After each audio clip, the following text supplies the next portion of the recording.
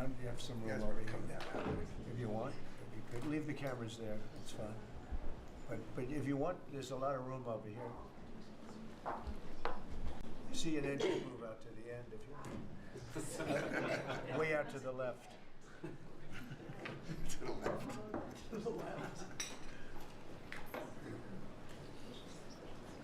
Are you able to get them all in the room? Are they in? Yes, sir, they're in. Are you okay? Thank you very much. We've had a tremendous 6 months, and we've had a tremendous 2 weeks, which now is, I guess, 3 weeks. And we have a tremendous group of people here that have done a great, unified, beautiful job. I want in particular, because of what she's gone through this last few days, done an incredible job. As you know, Christy, I'm going to ask you to say a few words about Texas. The first person there was the first person I saw on television was you, actually. And you've worked great with the governor, who's terrific. And you might want to tell a little bit about the trials and tribulations, but we appreciate the job that you and everybody have done. You had people there as fast as anybody's ever seen. So I really appreciate it. We all do. And maybe you could say a few words. Sure. Well, thank you, Mr. President. I want to thank you for your leadership. Texas is strong, and the people of Texas are incredibly strong. They've gone through something that is absolutely horrific, and it is heartbreaking to watch these families suffer the way that they are. As soon as this flash flooding event happened, you know, the governor has activated his emergency responders. Nim Kidd is his emergency management director, who is incredible, and has immediately worked with the local first responders to get help to individuals and get them evacuated, put requests in to me. We deployed, sir, right away, as you know, because you and I were talking a lot during this time, the Coast Guard. We also had some assets out of Customs and Border Protection. Our BORTAC teams went in and helped with rescues and clearing debris so that we could get roads open and people get the help that they need. I think when I got there the most, sir, that day, as soon as I arrived on site, was getting a briefing from all the emergency responders, was just how unified they were in focusing on the fact that we're there to save lives. They were there to rescue people, find people who were still alive, and to reunify them with their family members. We as a federal government don't manage these disasters. The state does. We come in and support them, and that's exactly what we did here in this situation. FEMA went to an enhanced level immediately, but as soon as you signed the major disaster declaration, we were able to get them resources and dollars right away, just like you envisioned, through state block grants to help them with cleanup. And we're still there in presence, and FEMA's been deployed, and we're cutting through the paperwork of the old FEMA, streamlining it much like your vision of how FEMA should operate, and it's been a much better response to help these families get through this terrible situation. We still are looking for people.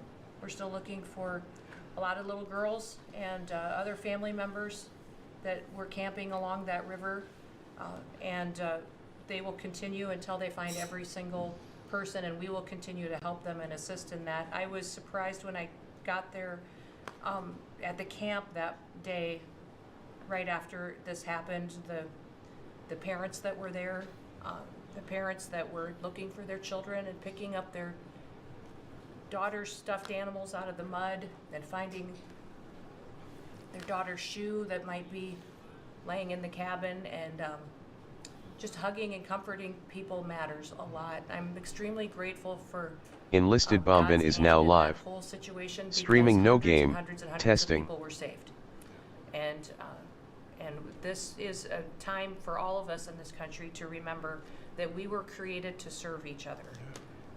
God created us to take care of each other. And that when we do that, we are happier, we are more fulfilled, and we can walk alongside people on their worst day and help them get through it and come out the other side, knowing that we can continue to live a life that God has purposed for us. So they're grateful for you. Several times the day after the flooding, you and Melania were on the phone with me, and I want to thank you for that. That meant Full the screen world. I was version able on to my tell many of homepage. those folks I had been visiting with you and that you had said, whatever they need, Christy, let's deploy it and get it down there and be helpful. And on Sunday, when the families were waiting at a church to identify their children's bodies, Franklin Graham... Is the president doing a good job? I called in and prayed with the families and read some scripture with them, and he was incredible in making himself available to that as well. We'll be back down there in a couple of days and continue to do all we can, but this is an unprecedented event. It really is. There's been tragedies like this around the country, but everyone is unique in different situations, and the response the federal government had supporting the state through this, I'm proud of the people that stepped up and immediately came. The Coast Guard, when they came in, they had a difficult time even getting the aircraft in and landed. They had to try several times in the weather to get it in and deploy, and I think we've heard about, our one Coast Guard member that was responsible for saving over 165 people, but that entire crew did incredible work. And all the first responders there did incredible work. And I know people are getting tired now, but they're getting reinforcements and volunteers are showing up. And I just want to commend the governor and his team for being the leaders. And they're so thankful that you're letting them make the decisions and manage the response like it should be. And then us supporting them with the resources of the federal government. We've already deployed dollars to the state, much like the block grants that you've talked about. Right. So they're grateful for that, sir. There's never been a wave like this outside of the breaking of a dam. Because this was almost a wave that ended up being 30 feet high, more actually. Now with the dam you can understand it, but this approached almost with that speed. When you see a dam break, it's not a pretty sight. It wipes out everything, and this is the kind of thing that built up so fast. And it's happened 2 or 3 times before over the years, but not to this extent. But tell them when you met the father who was picking up the daughter's clothing. And I had walked through the cabin where all the little girls died. MC Leon and Kuza. I Thanks kind for of fallen following. apart in there, but I walked out of Beth. the cabin and a gentleman Thanks for was standing there following. and he said,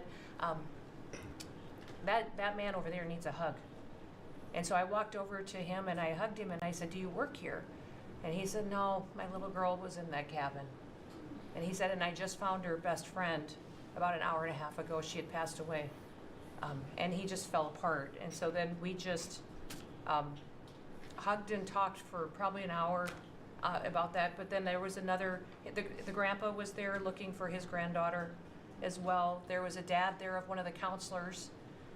The counselor was alive, but she was dealing with the fact that she had hung on to some of these girls and was trying to keep them out of the floodwaters and had gotten hit by Beth, something and had lost welcome to my the channel. girls and Make wasn't sure able to hang like on to and them. subscribe. She was Thanks gonna for live the rest of her support. life thinking about Trump is doing a that horrible moment job. when she wasn't able to hang on to these girls. Claire But Cesare. these parents were Thanks picking for up following. their kids' belongings out of the mud and throughout the camp and putting them in bags and then one of the dads said, I knew 50 of these girls here. So I knew that was her dress and my daughter's friend's dress. So he was picking it up and putting it in a bag to return to her parents. And so it was and then the director was there comforting everybody who had lost his father the night before too. And he was still there trying to facilitate all of these parents grieving their children and find them. So the strength of people is incredible. One of the things that I asked there that day was that they all have escorts or counselors when parents come in. So from that point, that when they came into the camp, that they have somebody with them when they're going and looking for their children's belongings or looking for their children. And so, very emotional, but also just so tragic.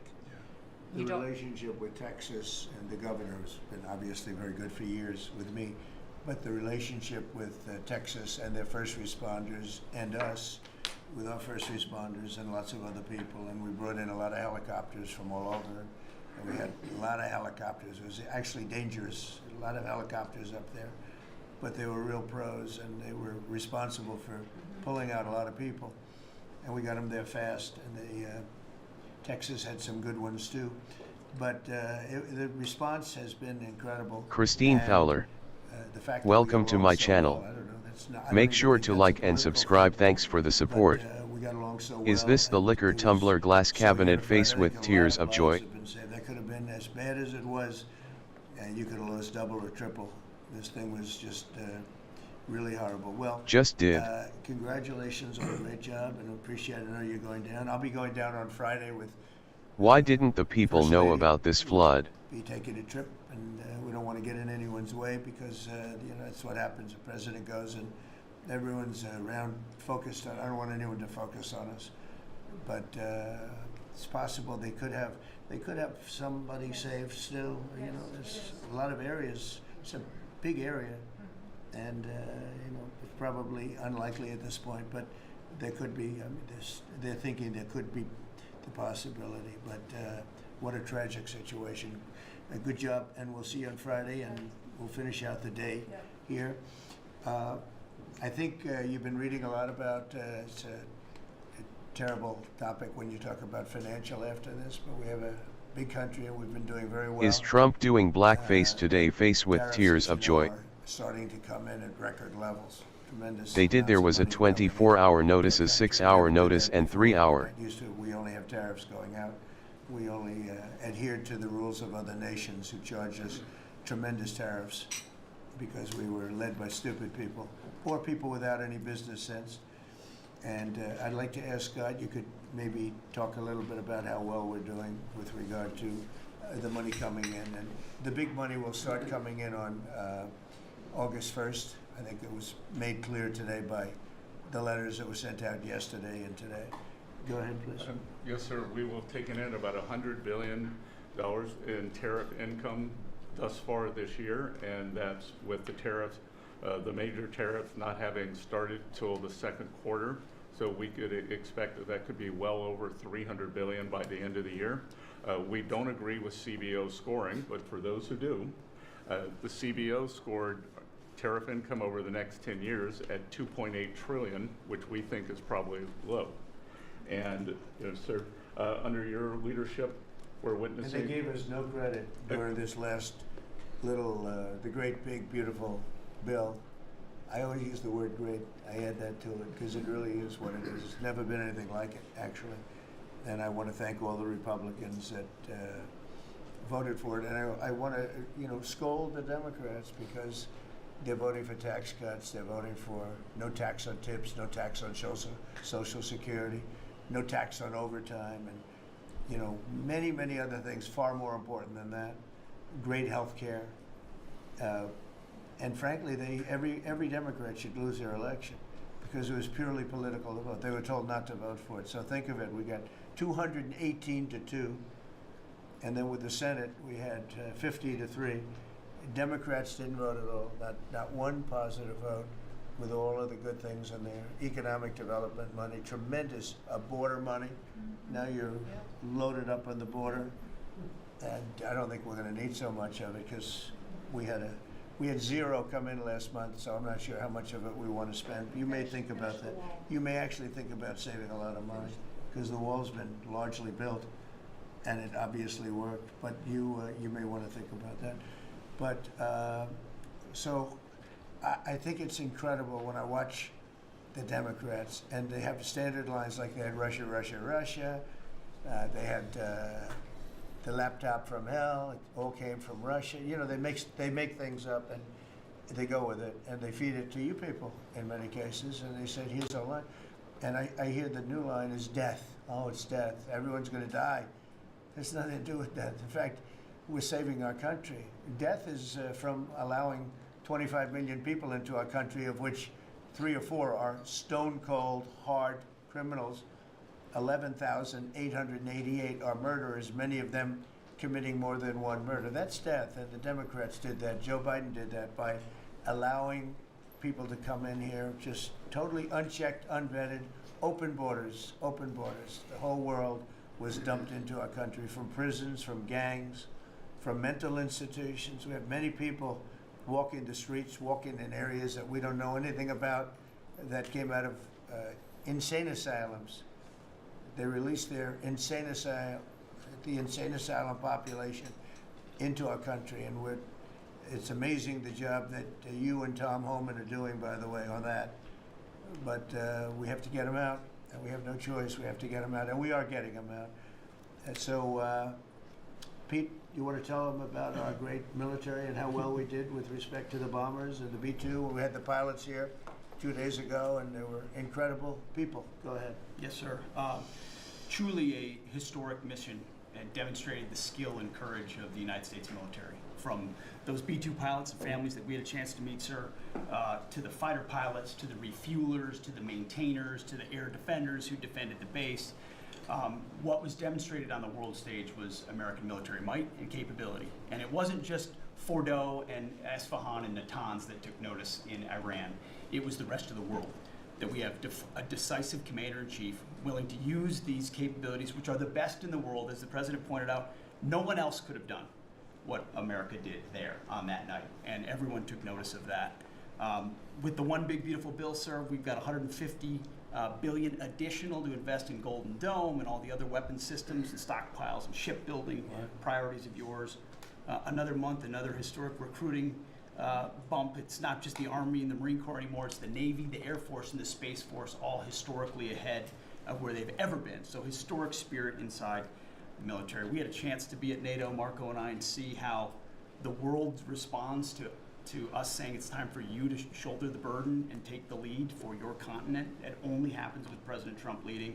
And we're proud to be a part of what's going on at the border, sir, with now a 4th national defense area where we're helping get to that number 0 and securing the border. But that mission, Operation Midnight Hammer, re-established deterrence. It reversed what happened in Afghanistan. You saw the debacle of what Biden allowed to happen in Afghanistan and what that did to our image. President Trump said, with Operation Midnight Hammer, we're reestablishing American leadership and deterrence, and we're proud to be a part of it, sir. And our so-called enemies were watching. They watched every minute of it. They watched. There was very few people that weren't watching, actually, but they watched every minute. It was a perfect military performance, the likes of which we haven't seen in a long time.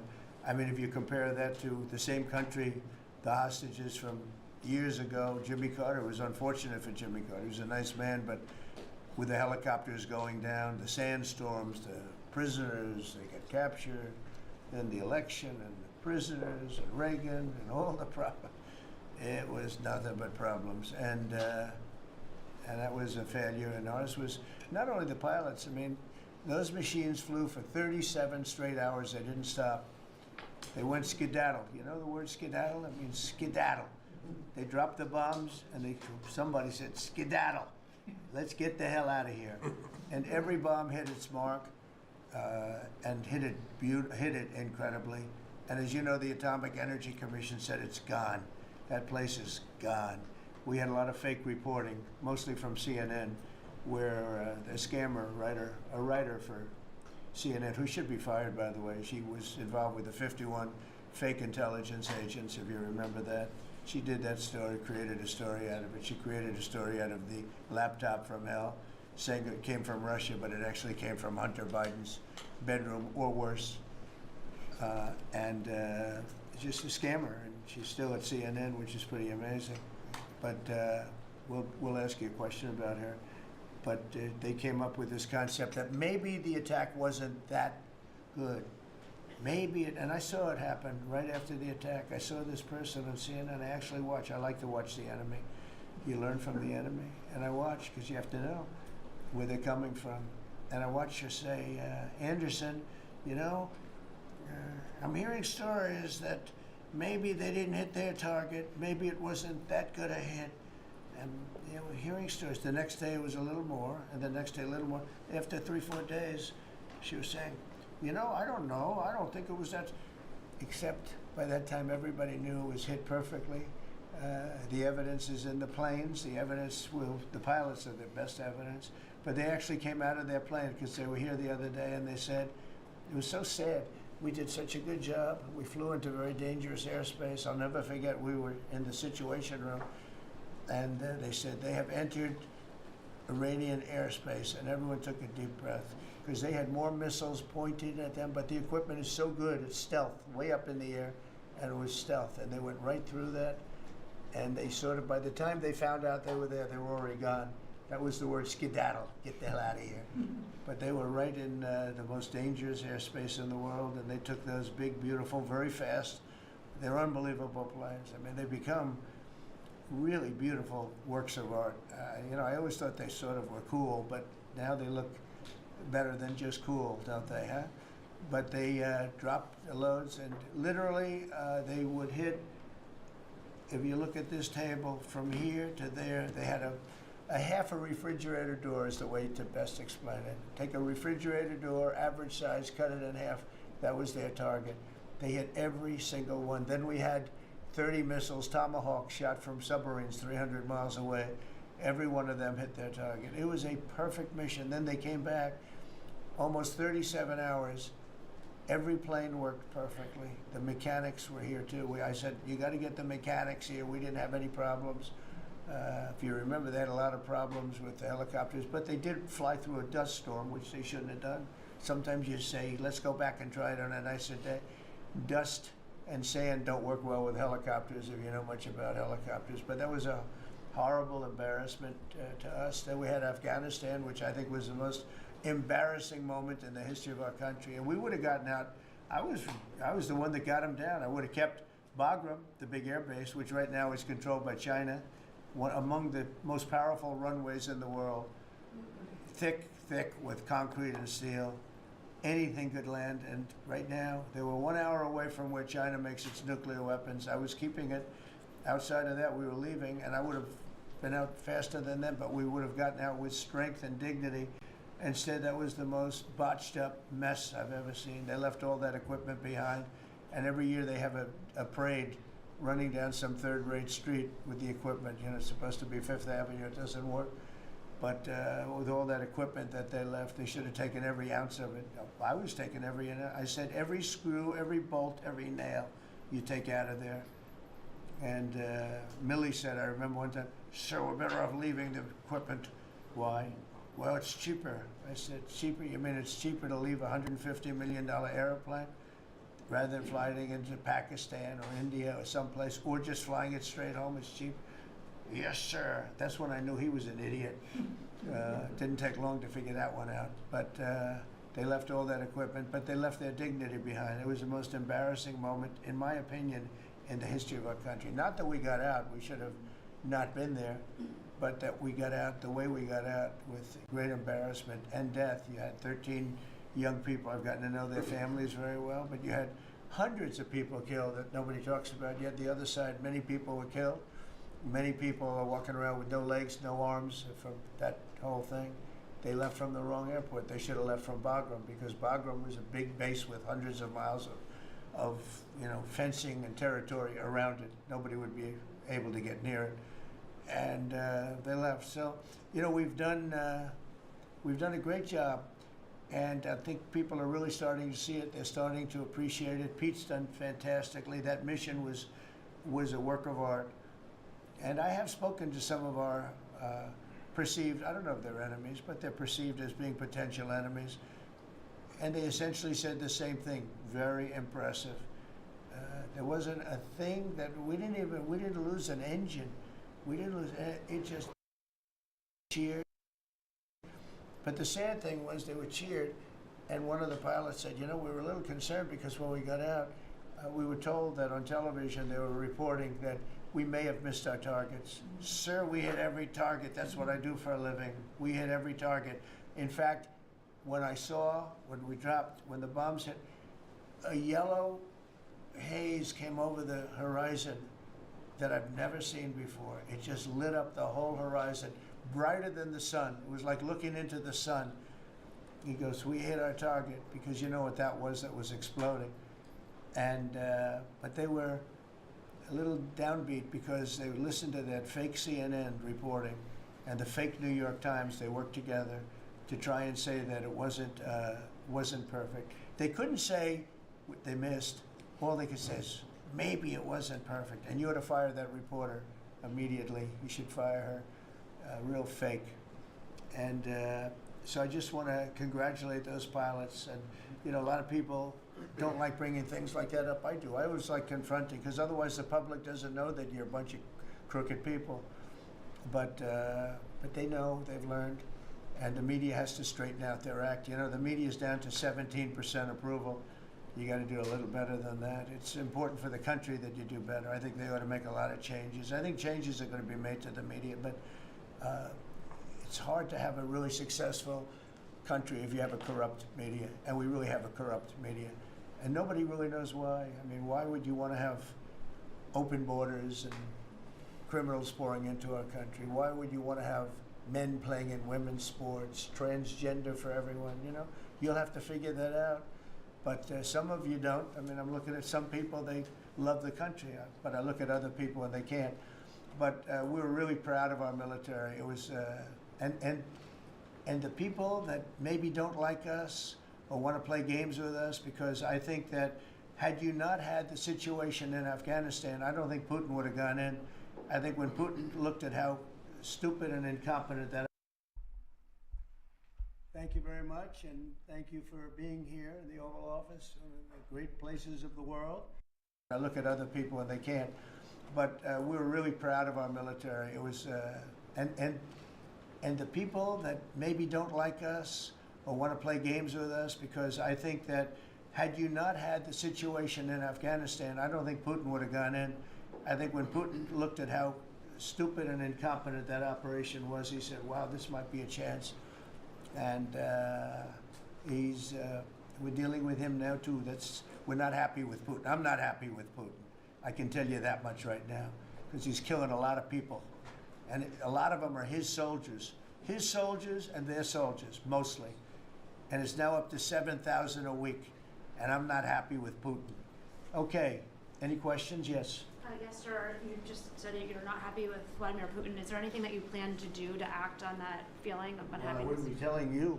Don't we want to have a little surprise? You know, one of the things we did with the attack is that, and you asked that question, I didn't mean to be rude, but I'm in a rude because I'm looking at some of these crooked people up here, so I'm rude, but your question was asked very nicely. But one of the things we did is we went over every fact. We wanted to get every fact straight. We wanted to have the distance straight, the number of pilots straight. Everything had to be correct, because we want to be, this was a very important mission. If we failed on this mission, it was beyond the war that, you know, obviously we had with Iran and Israel, and a lot of hatred, a lot of years and years of hatred, centuries of hatred. People have never seen anything like it. So we wanted to be correct with all our facts. So, you know, what I was doing is just asking, it would be great if the media would be correct with their facts. That's all we ask for. So, hey, go ahead. So finish it up. Oh, yes.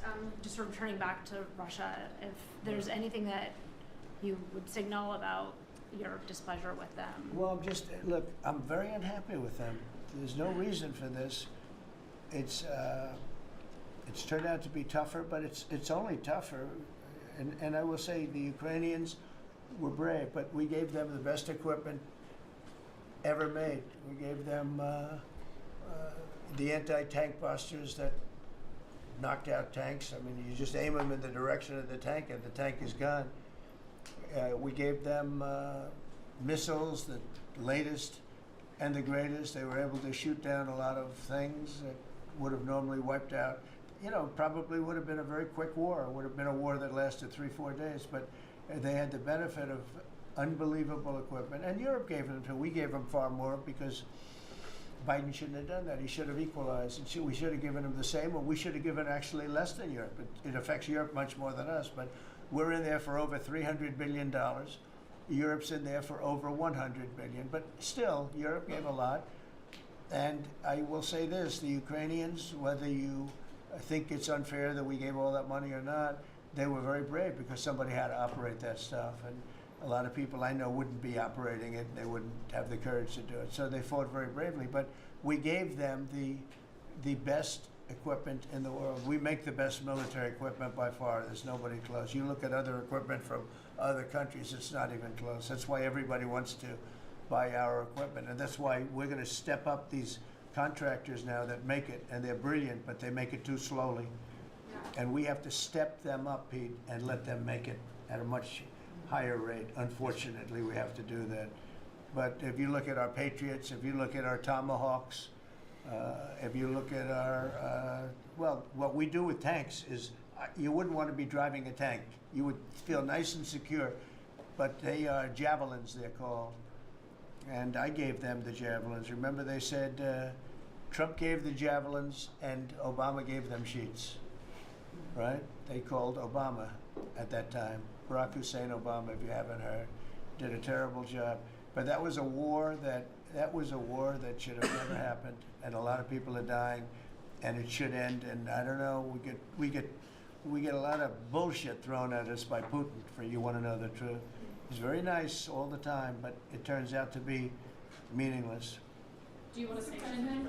Lindsey Graham has a sanctions bill on Russia. Do you want him to move I'm that looking as well? at it, yeah, no, I'm looking. The Senate is passing and passed a very, very tough sanctions bill. Yeah, I'm looking at And it. you'd sign that? It's an optional bill. It's totally at my option. They pass it totally at my option, and to terminate totally at my option. And I'm looking at it very strongly. Yesterday you said Can I Boston ask you, War Go ahead, weapons. please. the Council of Economic Advisors released a new report saying that imported goods have actually decreased in price from December. I know, it's not through March. amazing. Well, my question is, With Fed the chairman- tariffs. Well, the Fed chairman keeps saying that tariffs are going to cause price increases. Are we the sure? prices just not Chairman passed of the through? Fed? Yes, exactly. Well, Are the you prices- do a better job than him. Thank you. Are the prices just not passed through yet? No, I think what's happening is everything's evening out. You know, when we charge, see what people don't understand, the other countries have been charged, almost every country charges us tariffs. We had deficits with everybody for years, for decades. And we were like this big monolith that made bad deals with everybody. We rebuilt South Korea, we stayed there. It's okay, we rebuilt it and we stayed there. And they pay us very little for the military. I got them to pay billions of dollars, and Biden then canceled it when he came in. I sent to South Korea as an example. We give you free military, essentially, very little. And I think he should pay us $10 billion a year. And they went crazy. But they agreed to 3. So I got 3 with a phone call. And I was satisfied. I said, but next year we have to talk. And then we had a rigged election, and we never got to talk. And you know what Biden did? They probably went to him and they said, listen, Trump treated us terribly, and we shouldn't be paying anything, and he cut it down to nothing. So that's what happens. It's ridiculous. That's the other thing. We're talking to countries about contributing to the military, not only just paying more in NATO, but contributing. We have 45,000 soldiers in South Korea. We have 45,000 soldiers in Germany, 52,000 actually. And that's a huge economic development for them. That's tremendous amount, just like having a city. It's tremendous money for them, and it's a tremendous loss for us. So we're talking, in a very nice way, we're talking to them about it. It's very unfair. We supply the militaries to many very successful countries. I mean, South Korea is making a lot of money, and they're very good. They're very good, but, they should be paying for their own military. President Trump, can I ask you a question about Jerome Powell as well, and then the question to the Attorney General? Jerome Powell, and then I have a question for the Attorney General. Jerome Powell, who you've been pressuring to lower interest rates, he's facing accusations of lying to Congress, which is a potential crime about the Well, then he opulence. should resign immediately. We should get somebody in there that's going to lower interest rates. Do you want congressional Why don't you call Republicans- for his resignation? Do you want congressional Republicans to investigate and It's pursue okay and with punish? me. I think he's terrible. I think, look, we're paying, I call him Too Late. T-O-O, Too Late, like Too Tall Jones for the Dallas Cowboys, right? Too late. He's always late. But he wasn't late with Biden before the election. He was cutting him like crazy. It didn't help too much, did it? But he was cutting him like crazy before the election with Kamala and Biden. He was trying to get them in, I guess. I don't know. He was recommended by somebody that worked for me.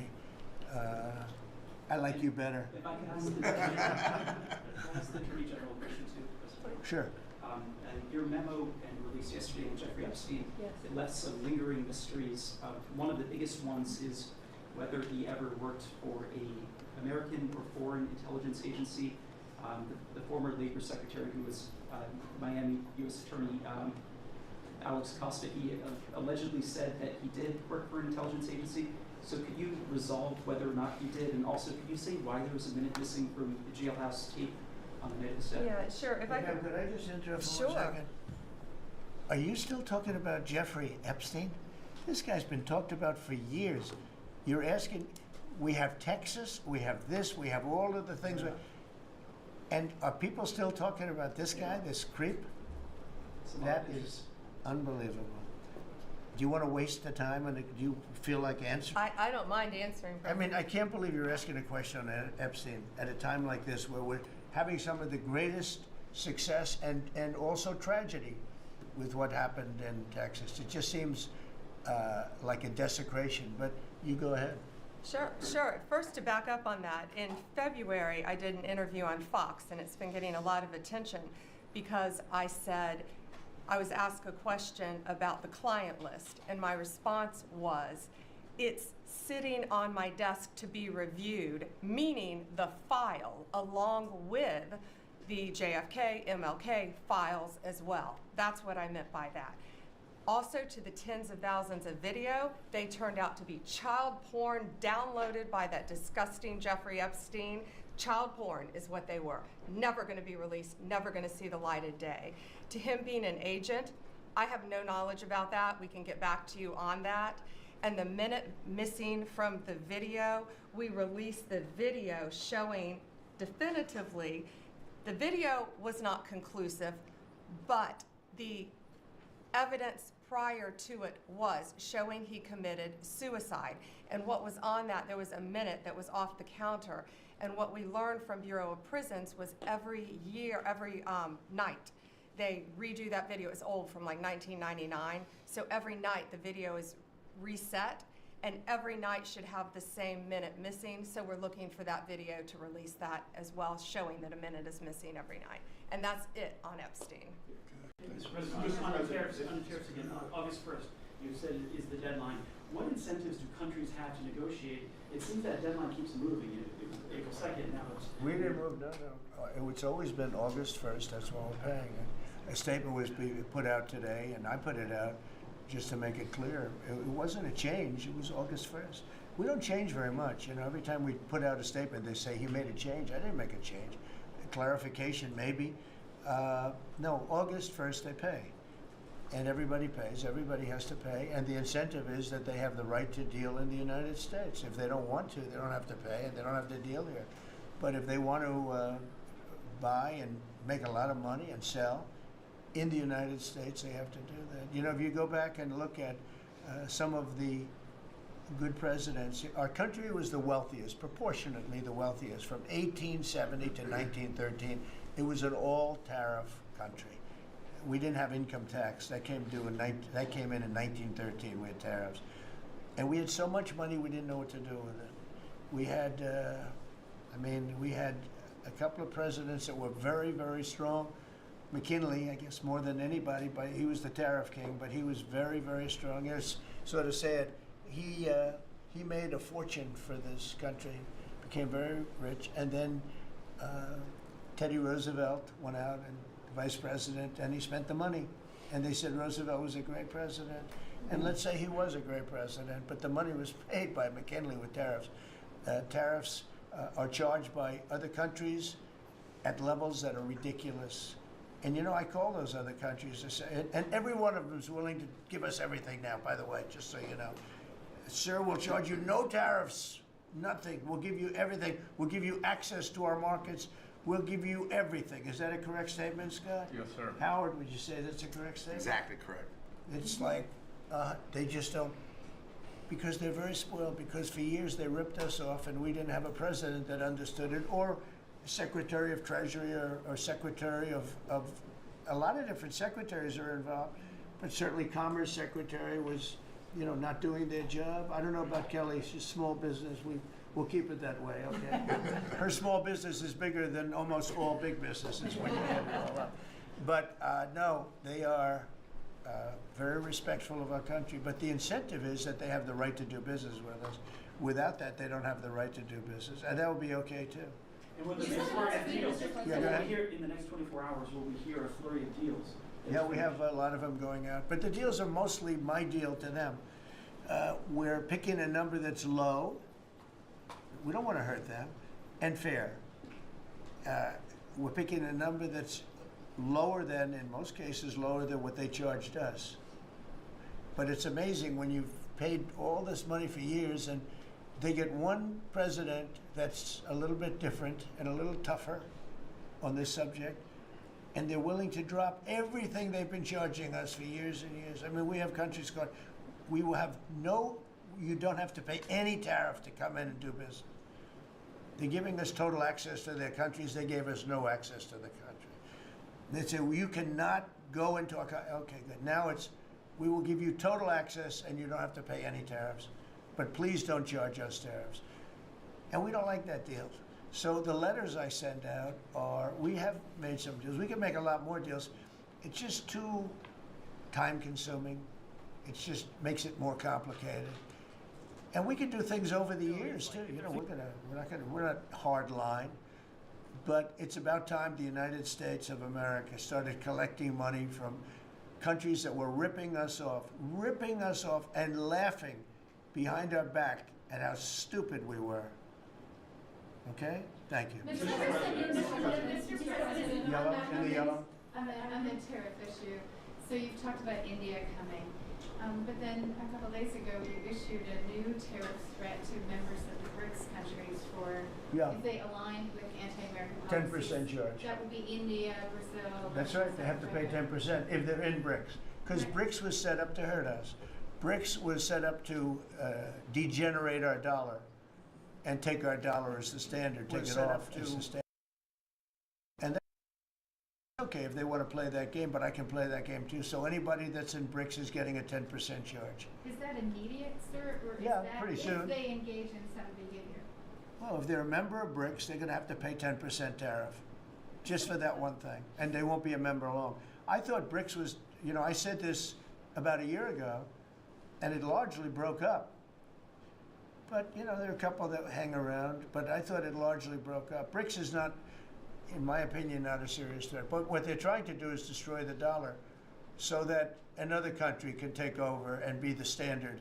And we're not going to lose the standard at any time. If you have a smart president, you will never lose the standard. If you have a stupid president, like the last one, you would lose the standard. You wouldn't have the dollar as you.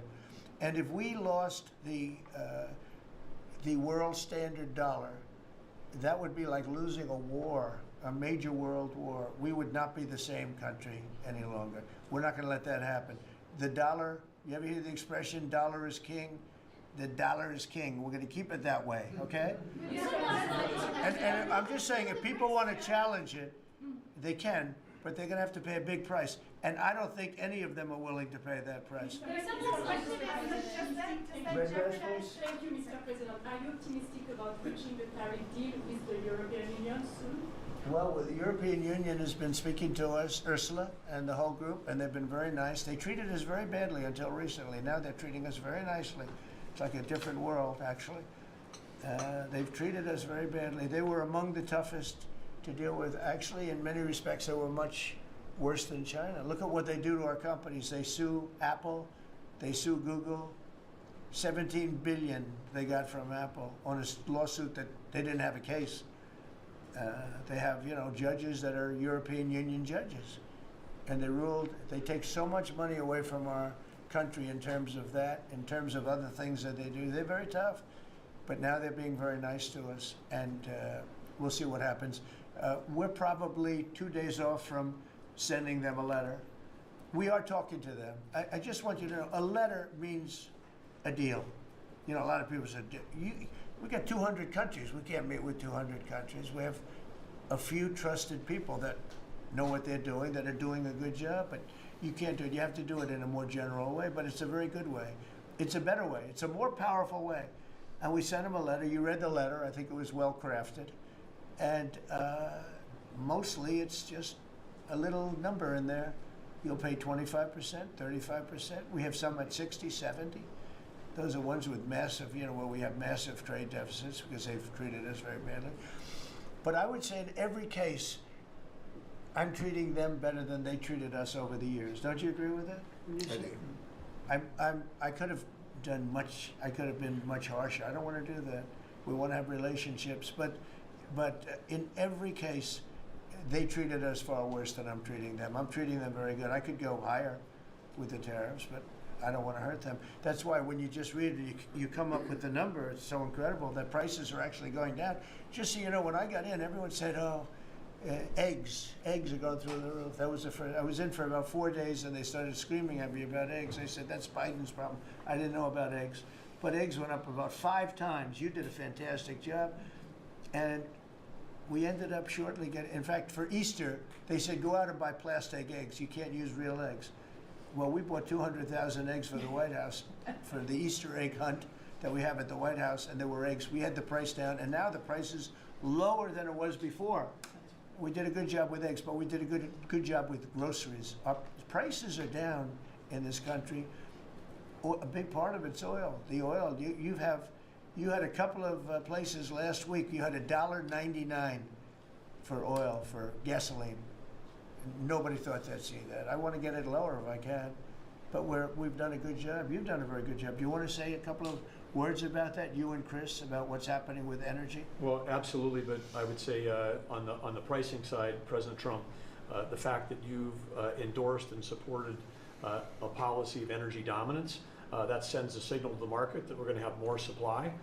You talked during the campaign about inflation being a country buster. You've broken in the back of inflation. In 6 months, among all the other things you've accomplished. We have no inflation. And we've got, and then heading into the 4th of July, these were the lowest gas prices at the pump in 4 years.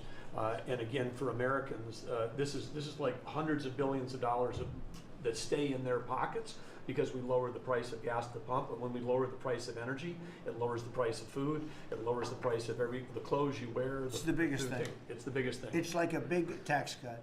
When you get energy down, every 50 cents is like a massive tax cut, and we've gotten it down much below that. You know, we had great energy, great low prices, everything else. When the election turned over, I'm trying to be nice about it. It turned over, shockingly, but nevertheless it happened. Energy started going up, and it went up really bad, and then he went back to the Trump policy. The problem was they didn't know how to do that, and he lost it. He lost that sucker. That big sucker was out of control, and his energy prices went way up, and that's what caused it. But it was also stupid spending. They spent money like, they used to use the term drunken sailors, but I won't use that term. Although it is very descriptive, I won't use that term. I refuse to use it. But they spent money at levels that nobody had ever seen before, and trillions and trillions of dollars wasted on the Green New Scam. Greatest scam in the history of our country, other than maybe Russia, that might have been. But the Green New Scam was the single greatest scam in the history of our country, and continues to be, but it's weakened badly. It's hobbling along because people are they're finally getting it. But they spent trillions of dollars on the Green New Scam, getting nothing for it. Devised by a couple of young people that weren't even good college students, you know? Not even good students. Check out their marks. Yeah? No, not for CNN. Not for CNN. Go ahead. In the last jobs report, Mr. President, in the last jobs report, the manufacturing jobs actually lost 7,000 jobs. When will the investments that you've been talking about have an effect? Well, they're building the plants now. About 7 have started. We're going to have hundreds started within a short period of time. Lee Zeldin, who may be the most important man in this room, I'm sorry, but he's the one that gets the permits. Where is Lee? He's the one that has to get the permits for the plants and the factories, and permits that used to take 5 years, he's getting in record-setting times. AI, we're leading China a lot in AI, and if we go with this, you know, I'm allowing the plants to build their own electric. I'm allowing them to become an electric utility, so they can produce their own electricity, because we need double to be successful with AI, which is the biggest thing now. We need double the electricity that we have, which is hard to believe. We need even more than that. And they're building plants with their own electricity substations. They don't have to use the grid. And anything they build extra, they're putting into the grid. So we're supplying the grid with brand new electric sources. And you know, it's funny, when they came to see me, they never even asked for that. I told them about it. The reason they didn't, they thought that was an impossibility. You're not allowed to build your own electric. These are massive investments that are being made in building electricity for their plants. And they're going to have, I think, Doug, a lot of electricity left over. And that electricity is going to be passed into the grid and give us no more, you know, like you look at California, they have blackouts and brownouts every week. They're totally out of control. They have a really incompetent governor. Where's Chris? Is he here? Do you want to speak to the subject? Yeah, I think a huge thing in the One Big Beautiful Bill, Mr. President, because of your leadership, is the ending of these subsidies, as you call them, the Green New Scam. That saves our country $500 billion over the next 10 years. But American taxpayers were paying twice. They're paying that money, $500 billion in the subsidies, and they were paying more expensive electricity price. If you subsidize something, you should at least lower the cost of it.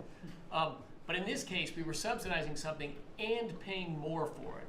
So the One Big Beautiful Bill had two huge things: ending wasteful spending. Wind, solar, and batteries combined are 3% of U.S. total primary energy. 3% for $1 trillion, another $500 billion coming. It's just not a good investment, hurting our businesses, hurting our consumers. And the One Big Beautiful Bill also unshackled oil, gas, and coal development in the United States, onshore and offshore.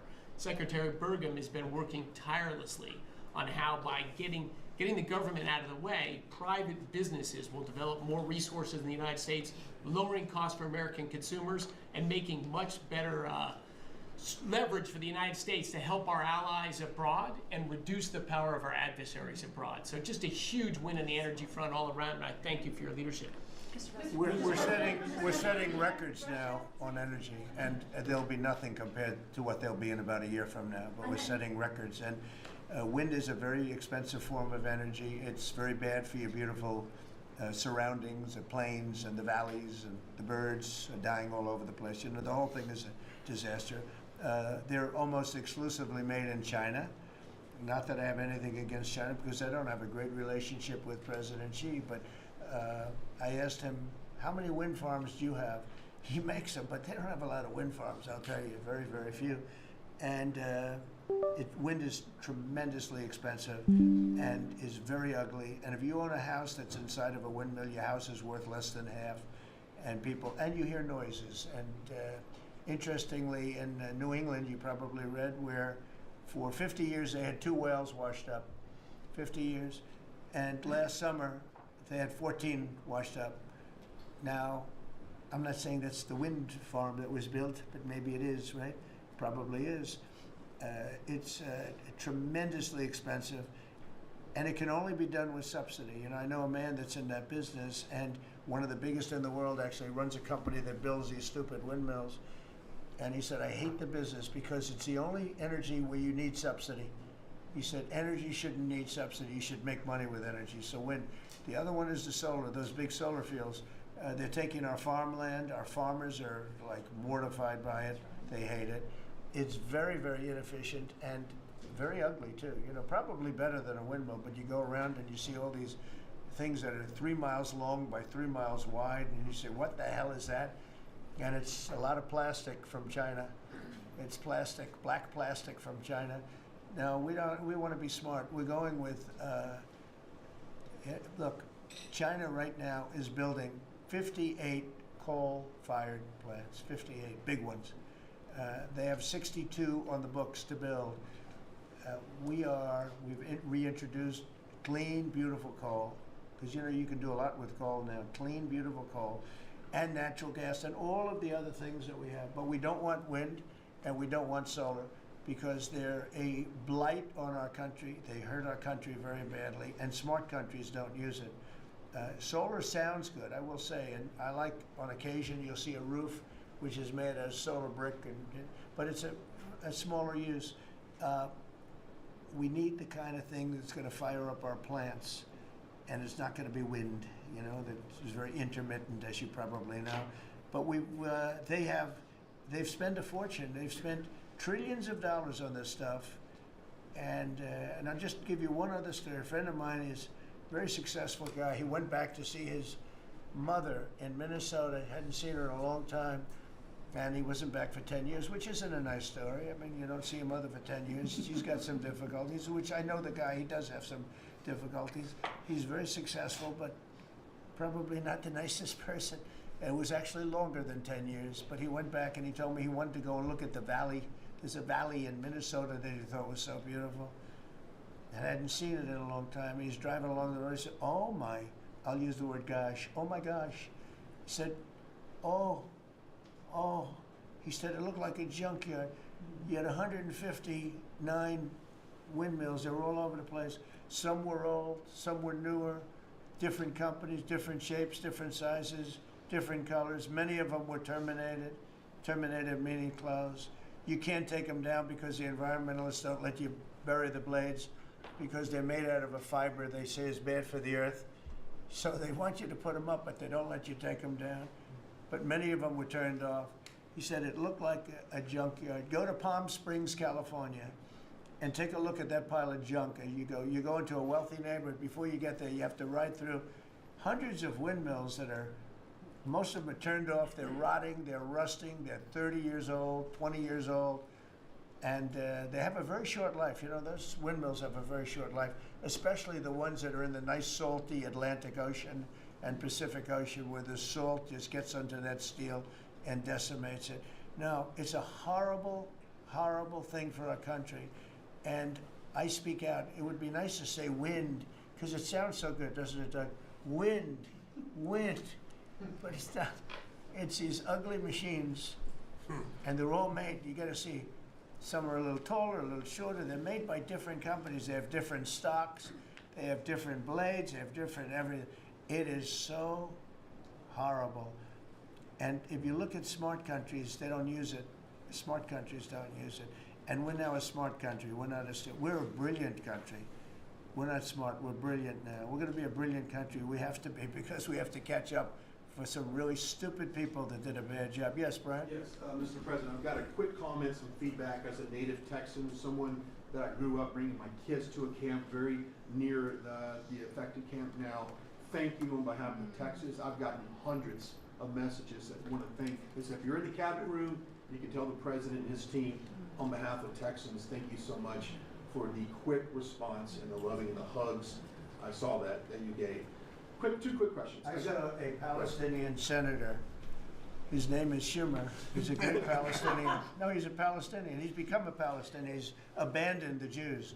But I saw him say, it's Trump's fault. Yeah, that's right. It's Trump's fault. He was actually, do you ever see John Lovett's The Liar? Where he goes, yeah, I went to Harvard, that's right. This was Schumer.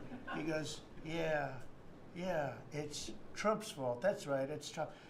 I actually saw that stupid guy try and blame it on me, and I said, man, that's a tough one to take. But his career is limited because I hear AOC is going to beat him, and she's no bargain either, by the way. Go ahead. Well, I'm just saying that's an example of an America First team effort to get this country back. So that's what America First looks like for the viewers watching us at home. My two questions. It looks like we have a rogue judge, an Obama-backed rogue judge that is attempting to block the funding to Planned Parenthood, which the big, beautiful bill cuts off the funding to Planned Parenthood. Any plans to challenge that? Good. Absolutely. Yes, we're on it. We're on it. And I texted, I believe, I talked to yesterday Secretary Lutnick and Secretary Besson. I reached out to you to let you know that we were on it in the big, beautiful bill. Wonderful. And then I let her handle that question. Did you notice? I said, go ahead, handle that. It's also to her. Then my second question was Secretary Rollins. You did an amazing press conference today in front of the Department of Agriculture. You talked about the Farm Act and the need to get China out of our country, owning farmland. For the viewers at home that might have missed that, can you recap what that means to national security to make sure we can grow our own food? Well, thank you, Brian, sir, if you don't mind. Yes, this morning Secretary Hegseth, Secretary Noem, and Attorney General Bondi and I had a press conference at the USDA. I just happened to have a chart in case it came up, but obviously the Chinese owning of farmland in our country is a massive national security issue. And for the media, you can see the yellow is where all of the farms have been purchased over the last number of years, and the red is around all of the military bases where that farmland has been purchased. So this is a massive national security issue. The press conference this morning included 3 of our greatest governors as well, Sarah Sanders from Arkansas, Jim Pillen from Nebraska, and Bill Lee from Tennessee. The states have begun taking a leadership role to ban the purchasing of China farmland. Obviously, Congress needs to step up and catch up, and we're going to be working alongside of them as well. We had some of our members, great members of Congress there, but it is time, and I think that this morning was symbolic of many things. The first of this administration working every day to effectuate President Trump's leadership and unequivocal support of America First. But second, just how close we are as a cabinet. I don't know in any other administration that you'd have 4 cabinet members at the USDA on a Tuesday morning when it's about 110 degrees outside with the sun beating down on us talking about, sir, your vision. So I think it was a great day. It was just the start. There's an executive order coming and some other things coming behind that. But protecting America's farms isn't just about protecting our farmers. It's also about national security. So that's what we discussed this morning. I do want to say that I think we have had a really good relationship with China lately, and we're getting along with them very well. They've been very fair on our trade deal, honestly, and I hope we're going to have a great relationship. It's a big, strong, powerful country. We're more powerful than they are. We have much better military equipment than they do, but we are getting along with them very well. I'm getting along with President Xi very well. We speak often. And with all of that being said, and I understand what you're saying, but I think we're getting along with China very well. Mr. President, you have sent more weapons to Ukraine, as you said last night. Last week, the Pentagon paused some shipments of weapons to Ukraine. Did you approve of that pause? We want to put defensive weapons because Putin is not treating human beings right. He's killing too many people. So we're sending some defensive weapons to Ukraine, and I've approved that. So who ordered the pause last week? I don't know. Why don't you tell me? I think that's a question for the Go ahead. Mr. Yeah. President, on immigration, the Secretary of Agriculture did say this morning that undocumented workers would not be covered by any amnesty from working on farms. You had said maybe that the ISA folks won't go after those folks on farms. So which is it? There's no amnesty. What we're doing is we're getting rid of criminals, but we are doing a work program. Do you want to explain that, please? Yeah, this morning we talked about, of course, this was a top of mind question. This morning we talked about protecting the farmers and the farmland, but obviously this president's vision of no amnesty, mass deportation continues, but in a strategic way, and then ensuring that our farmers have the labor that they need. Secretary Chavez-DeRimmer has been a leader on this. Obviously this comes out of the Labor Department, but moving toward automation, ensuring that our farmers have that workforce, and moving toward an American workforce. So all of the We've above. got to give the farmers the people they need, but we're not talking amnesty. Laura, do you want to say something about that? Thank you, Mr. President. On this, thank you, Secretary Rollins, how important this is never to displace the American worker. What the Department of Labor is doing is focusing on what the law entails now, being more modernized, more streamlining, to work through the H programs. We're going to have a concierge approach to that, where we have developed a new office to answer the need of our farmers and ranchers and producers, and not to displace the American worker, and follow within the law now, and that does not include an amnesty program at all. And we've seen that working, and we'll continue to have that roll out. On the other topics that we've somewhat talked about, the jobs numbers, Mr. President, 4 months in a row we've seen those jobs numbers increase. That's an exciting time for our manufacturers. That was asked earlier. We know it's going to take some time, but through that deregulation process that Lee and I are working on as well, the Department of Labor has rolled out 63 new deregulations that we're going to be moving through. In the first Trump administration, it was successful with over 30. We've just rolled out 63 new ones in order to double down on those manufacturing companies, to let them know that we have signaled through this process that we will assist them in getting the workforce that they need. It's an exciting time. That one big beautiful bill, that was the signal to my former colleagues in Congress to get this done. It's been an important time. I spent time on the ground visiting 7 states in 9 days prior to that bill being passed, because it was the most pro-worker piece of legislation that we will ever see really in this country right now. No tax on tips, no tax on overtime, no tax on Social Security. That matters to the American worker, because we don't want to take their money and give it back. We want them to keep more of their hard-earned dollars in their pockets currently, and that's what they're excited about. And as I move forward with those tariff talks, I heard a company, orthopedic company in Indiana, say to me, for the first time since you have taken office, Mr. President, their increase in their bottom line by 8% since these tariff talks have happened. Not one company has said the president is not doing a good job. These tariff talks are working. They're feeling it on the ground. The media has told a false story because what's happening on the ground is positive, and that's what we're seeing in these jobs numbers. So I really, through the Department of Labor, to come in behind all the secretaries and build this workforce is going to be key to the American worker. So thank you for what everybody did this last week. The One Big Beautiful Bill is a doubling down of this, and we're going to see these workers start to grow. And that apprenticeship program is going to be working. That's we'll right. have that It's gonna million be- apprentices across the country. We, you know, as you know, we're building plants all over the country now, which you weren't building any plants 4 years ago. You weren't building anything. But those plants, when they open up, it's going to be, you'll see numbers like you haven't seen ever. I don't think in history you'll never see numbers like what we're going to see in the very near future. Many of them are building the plants. Some are just starting right now. You know, it's a brand new administration. But, and they wouldn't be here except for two things: November 5th, the election, and the tariffs. And frankly, I guess the election was more important because of the tariffs. I mean, another person wouldn't have done this. But they're coming in because of the tariffs. They have to, they're not going to pay 25, 30, 40, 50%, 70, and 100%. And we'll be announcing something very soon on pharmaceuticals. We're going to give people about a year and a half to come in, and after that they're going to be tariffed if they have to bring the pharmaceuticals into the country, the drugs and other things into the country. They're going to be tariffed at a very, very high rate, like 200%. We'll give them a certain period of time to get their act together. But they were all here, now they all left. They went to other places because we allowed, people that sat in this room allowed it to happen. And I don't allow it to happen. The people in this room don't allow it to happen. So we're going to be announcing pharmaceuticals, chips, and various couple of other things, you know, big ones. We did steel, as you know, they're 50%. We did aluminum, 50%. Lumber just came out. Mention that's copper. And we did cars. And now, today we're doing copper. What would that tariff be on the section tariff? I believe the tariff on copper, we're going to make it 50%. 50%. Any breakthroughs in See, I'm glad he Gaza? didn't question it, because Any I sort of thought, what would that be? That was a quick one. I didn't have much time, but he agreed with me.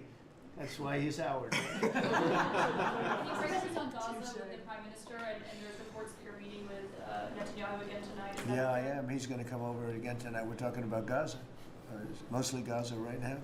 It's he's been very unfairly treated. I think what they've done to him in Israel is very unfair, having to do with this trial. I think, you know, he's a wartime prime minister, had an unbelievable outcome, and I think he's been treated very unfairly. But he's coming over later. We're going to be talking about, I would say, almost exclusively Gaza. We got to get that solved. Gaza is a tragic. It's a tragedy. It's a tragedy. And he wants to get it solved, and I want to get it solved, and I think the other side wants to get it solved. Steve, could you talk on that, please? We're in proximity talks now, and we had 4 issues, and now we're down to 1 after 2 days of proximity talks. So we are hopeful that by the end of this week, we will have an agreement that will bring us into a 60-day ceasefire. 10 live hostages will be released. 9 deceased will be released. We're meeting at the President's direction with all the hostage families to let them know. And we think that this will lead to a lasting peace in Gaza. And you're doing a good job. It's a tough one. It's a tough one. A lot of hate, you know. This is called long-term hate. But we think we're going to have it solved pretty soon, hopefully with a real solution, a solution that's going to be holding up. And can I follow up? This is, I think, the first cabinet meeting since Elon Musk has not been a special government employee, not here anymore. He's now saying he's going to create a third political party. Are you worried about the impact that could have? No, I think it'll help us. It'll probably help. Third parties have always been good for me. I don't know about Republicans, but for me. Are you second guessing any of the cuts that DOJ made since you No, described it as no. off Look, the rails the other day? we cut hundreds of billions of dollars with DOGE. We could have done it differently. I would have done it differently a little bit maybe, but it was something that we saved a lot of money. You can always second guess. I guess some of the people in this room maybe would have done it slightly differently, and some would have done it exactly the way it was done. But it was dramatic and it was important, and we found a lot of things like billions of dollars given to people for environmental protection, where they had $100 in the account, like in Atlanta, Stacy, and then you had another one with 20 billion here, and 20 billion here, and 2 billion here, and 15 billion. And Lee, you might want to mention just a couple of those things. We really got because of DOGE. At the Trump EPA, the one big beautiful bill was filled with many big beautiful wins for the taxpayer. It delivered a sledgehammer to the Green New scam. Billions of dollars rescinded. It's a big deal for the American taxpayer who sees money go through pass-throughs that are filled with self-dealing and conflicts of interest. They see unqualified recipients.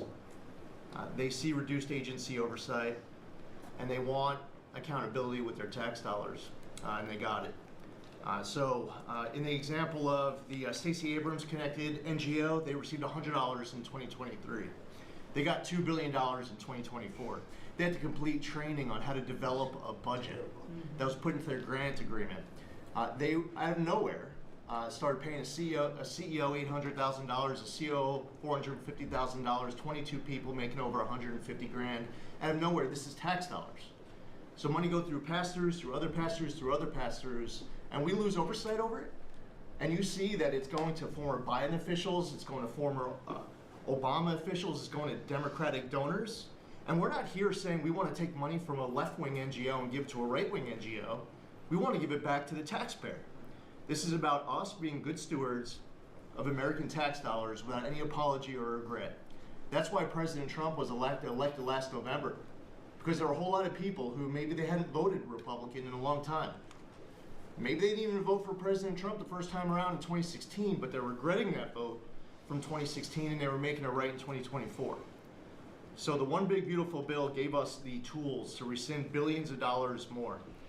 We're seeing hundreds of thousands of dollars that'll get wasted per electric vehicle as an example of this money that was going through it. They gave $50 million to a group called Climate Justice Alliance. They say that climate justice runs through a free Palestine. The Biden EPA gave $50 million to a group that says the climate justice runs through a free Palestine. We say that if you're going to spend $1 in the name of remediating an environmental issue, then spend the $1 on remediating an environmental issue. We say that we can protect the environment and grow the economy. We want to help grow more baseload power in this country. So why is it that it took this long for this team to get assembled, to be able to fix the mess that we inherited? But gosh, we love showing up at our jobs every single day, first thing in the morning, because all day long we get things done for the American taxpayer. And Congress did its part last week by passing one big beautiful bill to deliver this accountability and to cut off the Green New scam. So maybe it's a bad day for Stacey Abrams. Maybe it's a bad day for all those well-connected Democrats getting paid off. But you know what? God bless America. Because at the end of the day, President Trump is here, J.D. Vance is here, and the greatest cabinet ever assembled to deliver that much-needed and highly demanded accountability. Well said. That was a very good answer.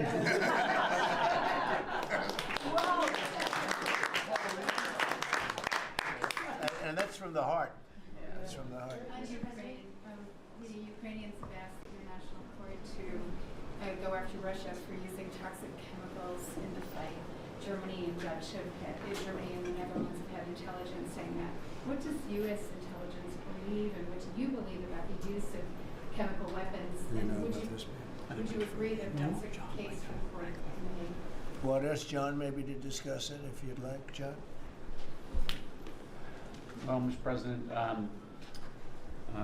obviously chemical weapons, if it's documented and its use, it's illegal. It's against all international laws of armed conflict and treaties. And obviously I can't share in this room with this audience the intelligence that I can share with you privately, but obviously you're not going to stand or allow for any violations of international law by anyone. That's right. Thank you. Could I ask Sean to Department of Transportation, Sean Duffy, former great congressman, very popular, decided to go out and make a couple of bucks. He made a lot. Then he got bored with that, though. He likes serving people better, the people. And could I ask you to just discuss a very important subject to me, and that's the modernization of our equipment at airports so that planes aren't crashing into each other and bad things don't happen. It should have been done many years ago. We were going to do it, and then the election precluded that, unfortunately. But we're doing it now. Could you tell them where we are? Yeah, if I could start with Newark. You guys all covered what happened in Newark. We had outages for a couple of 30-second outages a couple months ago. We have, in 2 months, Mr. President, it's historic speed, laid new fiber lines for communication and tested those in the next month. So those new lines for the Philly Tracon that controls the Newark airspace, they're up and running. Lightning fast speed. June was the most on-time June ever in the history of Newark for air travel. So that's going incredibly well. By the way, we shouldn't have dealt with this because Joe Biden and Pete Buttigieg had moved the center from New York to Philadelphia. They didn't test the lines. They didn't do the work, which is what brought us all these problems. But in the big beautiful bill, we got $12.5 billion. This is a historic investment in air traffic control. And so what the money is going to allow us to do is move from copper to fiber all over the country. So new copper lines. We think we can do that in a year and a half to 2 years. We have radar that dates back to the 1950s, some of it from the 60s and 70s. We get brand new radar across the country as well. We have some infrastructure money to build TRACONs and centers, the en route centers that control the traffic across the country. So this is a massive new start to rebuild air traffic control. And again, this is dilapidated. Americans think that their government takes care of them and makes the investments that are necessary to make the country work. And for 30, 40 years, the investments weren't made. And so under your leadership and direction, we are making those investments. And per your direction, right now we are interviewing what we could call a general contractor or an integrator. One company to manage. It's a massive project. The FAA is not qualified to manage this kind of a project. So we are now going through the process of finding who that one company will be to manage the whole project. We'll interview those companies together and make that selection.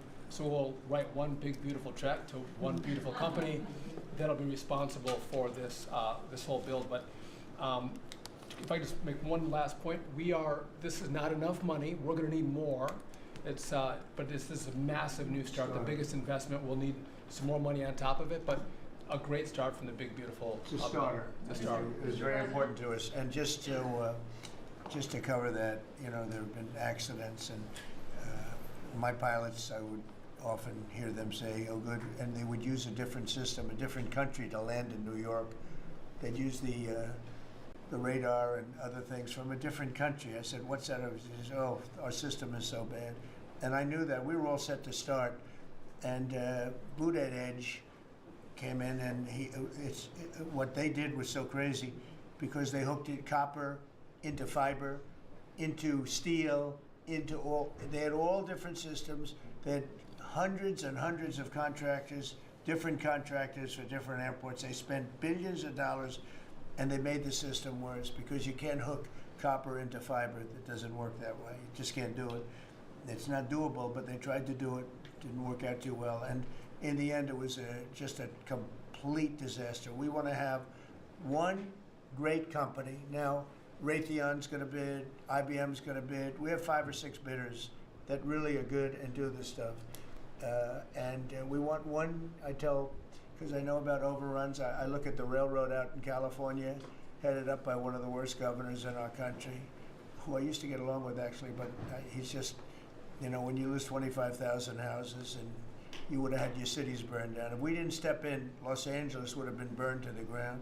But you look at that, and I said, I really know how to build. And you got to have one guy, one contractor, one great one, whether it's IBM or Raytheon is good, but you have 4 or 5 that are really, really great, and they're all bidding against each other. But you don't want to have one doing the wire and one doing the digging and one doing the demolition and then they're all saying they all blame each other because they're saying they were late and therefore you have to pay me millions of dollars more money. I know the system so well. And we're going to have a great company do the whole thing. We're going to get a fantastic price. Maybe we'll get them, they're very big and very strong, and maybe we'll get them to make a contribution toward it, toward getting it done at the right price. But we're going to have a great system. When we finish, we will have the best system on earth, done by one of the 2 or 3 best companies. There are only a few companies can do this. This is not. But if you would have seen what this other group did, they were going crazy. They had, I heard 3,000 contractors. And then when it all came together, guess what? It didn't work. It's a disaster. So we're going to have in a pretty short period of time, it's going to take us about 2 years to build it. And we'll have a contract given out probably over the next couple of months. We have some great bidders, some great companies that want to do the job. You're going to have great air traffic control. Can I just make one last point of this? So the last administration signed a contract with an American company to fix the copper to fiber, and that contract was a 15-year contract. The system is failing today, but that's how idiotic and incompetent the last administration was. And under your leadership, we're saying, listen, we don't have time. We don't have 15 years. We don't have 5 years. We have to do it right now. And so the president always talks about on time and on budget. We have embraced that. We are going to be on time and on budget. And by the way, you mentioned a train out in California. Stay tuned for probably give us 5 days and you'll have an answer on what's going to happen with the $4 billion that we potentially have invested on a train that's going to go nowhere. It's going to be $120 billion that'll never connect San Francisco to LA. Again, the last administration wasted so much money on projects that never work. If you're going to have high-speed rail, you're going to invest billions, we should actually have high-speed rail in America, not boondoggles that fund political friends and allies and family They have members. from San Francisco, inside of San Francisco to inside of Los Angeles. Should have never been built because airplanes do it better. And you could drive it. You could drive it. No problem with driving it. The roads aren't even crowded. So they were going to do this, somebody's idea. Somebody got paid off a lot of money and they started it. It was going to cost a very small amount of money. And it ended up costing literally hundreds of times what the original. And now what they did is they said, well, going into the city is too big a deal. So we'll leave it 25 miles short of the city. So now they're leaving it. They're not going to finish it really. It's not the same project. So now they're leaving it outside of San Francisco and outside, short of each. They just want to get it done. And I've never seen cost overruns. You know, if you have a cost overrun of 10%, you should be ashamed of yourself. 20%, you should not do any more jobs. This is a cost overrun of 2,000%. About which team it was. It was pretty recent. It's unlimited, and it's not finished. And maybe it will never get finished. And I told Sean, look at it from every standpoint, but we don't want to, you know, we have federal money going into that, and it's like throwing it out the window. So whatever you can do to stop it. $15 billion and not one track has been laid. $15 billion and we're 16 years into the project, not one track. Mr. President, on New York, you're the most prominent Republican in the country from the city. What do you want to... Anywhere else? I don't want to be a wise guy. Perhaps I can. Maybe Marco. But how do you want Republican voters in the city to vote in the upcoming mayoral election? Should they vote for Eric Adams? Should they vote for Sliwa? Should they pick someone else? Look, number one, you have a communist running, and you shouldn't vote for him. He's a disaster. He's leading. He's got the Democrat nomination because that shows you where the Democrats have gone.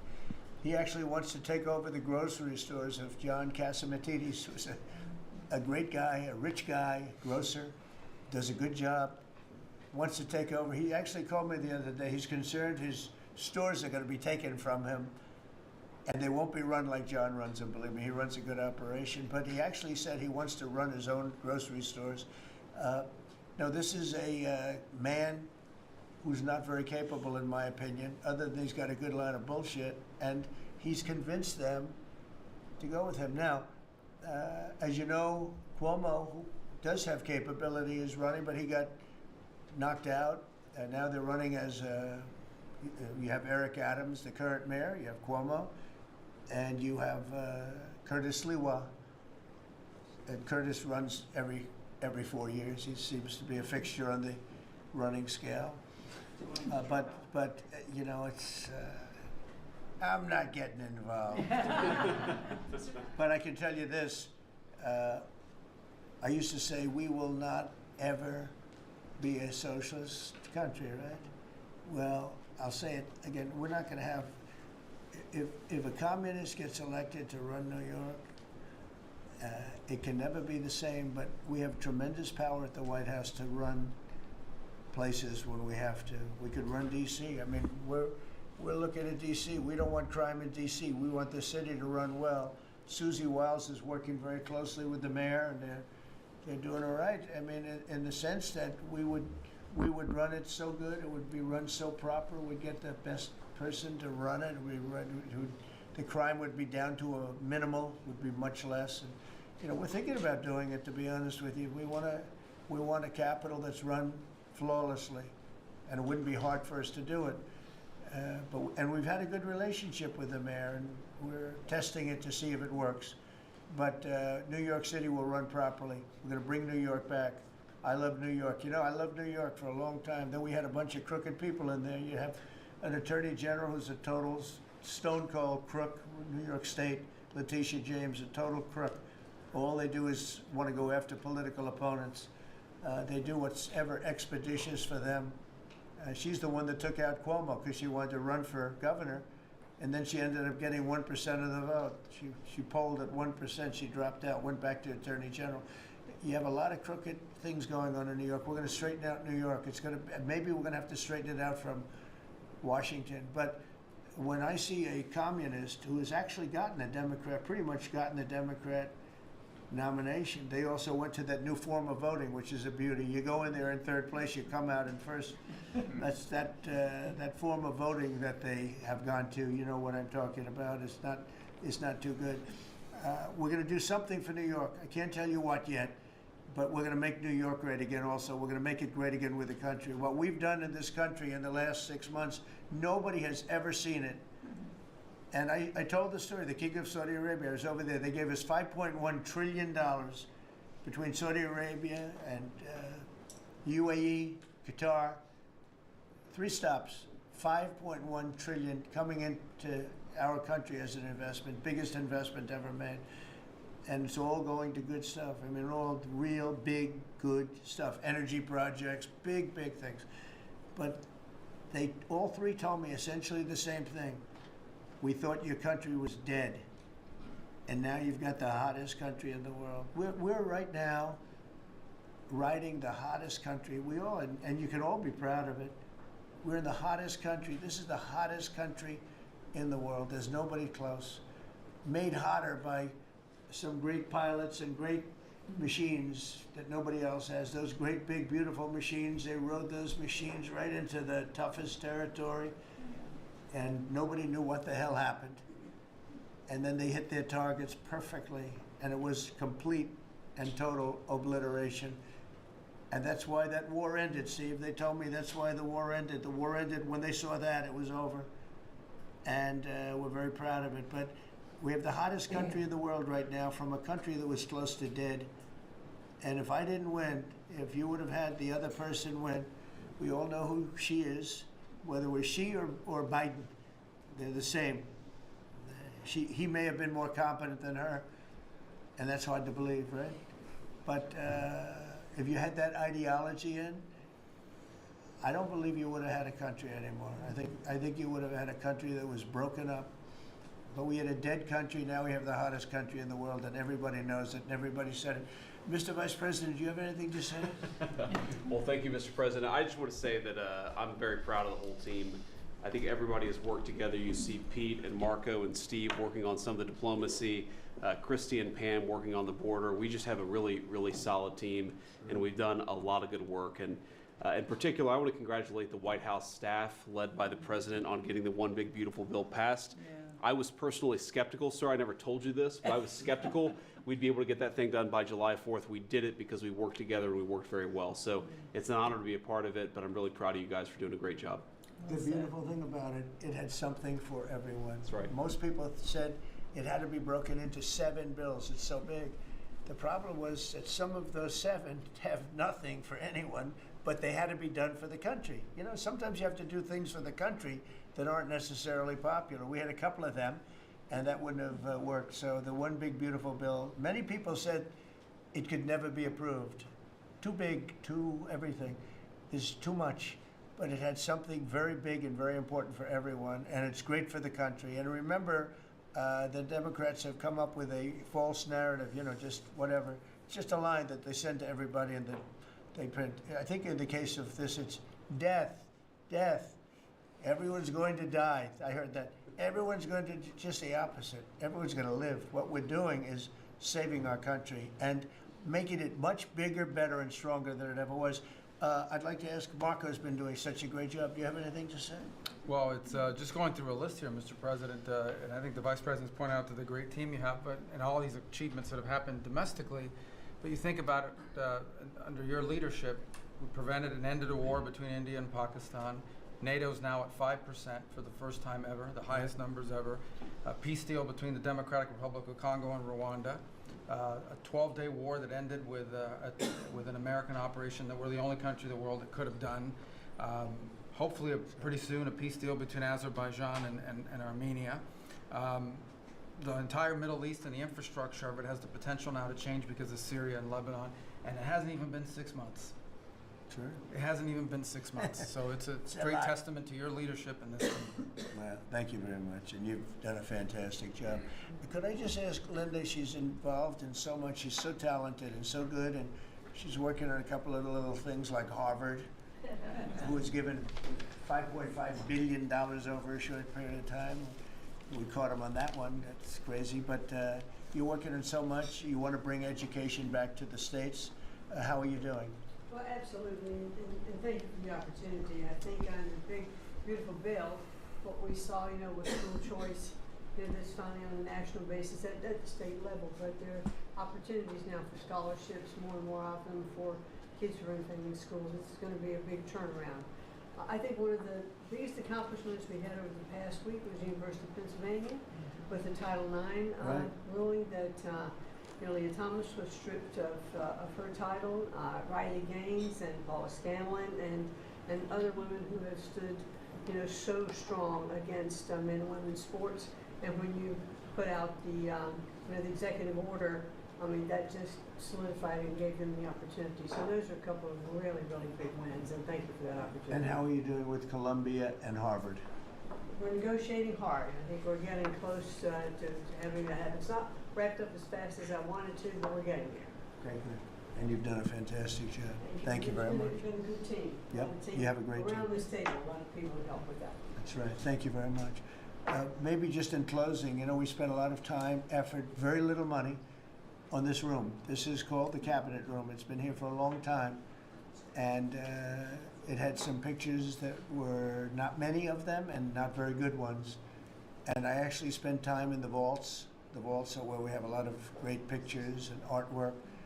And I picked it all myself. I'm very proud of it. That's Andrew Jackson, great Andrew Jackson.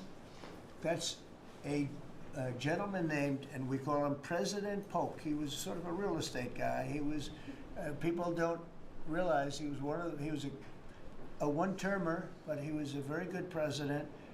But, and I'm not sure I should be doing this, he actually gave us the state of California. He was the one, he was the one that hooked it up. So I'm not sure, maybe he won't be there for long. But if you notice, the frame is the exact same size almost as the other one is Andrew Jackson. So that was a part of the reason too, I have to be honest. But Polk was actually a very good president who's got the same frame that I needed, okay? And up here you have the original George Washington right behind the light. And then you have Dwight Eisenhower, who was a very underrated president, built the interstate system, and he was the toughest president, I guess, until we came along. But I don't mind giving up that crown, because I don't want to be too tough on it, but we want to be humane. But he was the toughest president on immigration. He was very strong at the borders, very, very strong. And sometimes you can be too strong. He was strong on the borders, and during a certain period of time, they were so strong that almost every farmer in California went bankrupt. And we have to remember that. We have to work together. We have to remember that. But he was a very good president and a very good general and a very good president. And I thought he deserved a position somewhere on this floor. And then you have, this is very exciting to me, he was not a Republican, to put it mildly, but he was, he was a four-termer. He was Franklin Delano Roosevelt. And if you notice, there were a lot of ramps outside. We have ramp, people say it's an unusual place for a ramp. It was because of him. He was wheelchair bound, but he was an amazing man. It's an amazing portrait, and we used to have him in the room, a different portrait, and it was a terrible portrait. It was almost like it was done by a child. And I used to say, I can't believe that he would have approved of that portrait of himself. And I was in the vaults and looking at things. I said, what's that? And we have some great curators here. We have 6 curators at the White House. They have 2 for paintings, they have them for furniture, they have them for different things. I guess cost is no object. Okay, cost is, maybe I'd have 1, but that's all right. But we have 6, and they're very talented, though. And he said, that's a picture of FDR. I said, really? Let me see it. They took off the wrappings, very well preserved. And they said, that's the picture they've been looking for years. That was the picture of Franklin Delano Roosevelt. And I said, oh, wow. And likewise, that fit, see frame-wise, it just doesn't work. It doesn't work if you have, I want to be nice, but it doesn't work if you have a big frame, a little frame, but it's like perfection. I'm a perfectionist. The mirror was down in the vaults also. I said, where is this from? And it's a very old, very storied mirror, beautiful. We put that up. And then over there is Honest Abe Lincoln. And that picture was in his bedroom. And we thought that this would be a very important place because this is where wars are ended. I'm not going to say wars are declared. I'm going to say wars are ended, okay? We'll be positive. And that's the picture of Abe Lincoln from his bedroom, sat in the bedroom for many, many years. That was his favorite picture of himself. And the Lincoln bedroom's very famous. You remember when Bill Clinton had it and he rented it out to people. Okay? We don't do that. But it's an incredible room. And we took that picture from his bedroom. That's Abe Lincoln. And then over here you have John Adams, and it's they were the first occupants of the White House, 1800. And John Quincy Adams, Mrs. Adams, they were the first occupants. So we have them looking at each other, and in between their stare is Abraham Lincoln trying to make peace. And that picture was in a room that I have that was not important, like the cabinet. I gave it up. I said, I have to give it up because that's one of the greatest pictures in the White House. The White House is tremendous art. And the Oval Office, when we're there, we'll go over that. That's really been something. Then we got the drapes, so we got the whole thing. We got new drapes. We got new, wasn't a big expense, very, very small. And we took some of the chinaware and silverware and trophyware, they call it, from the vaults, and we had it cleaned up. Hadn't been shined up in 100 years. Some of this has sat in the vaults for over 100 years. Amazing. Over 100 years. Many of the pictures that were put up in the Oval Office, as an example, those two as an example. So he was president. They moved in 1800, and he won the election, I believe, in November of 1800, John Quincy Adams.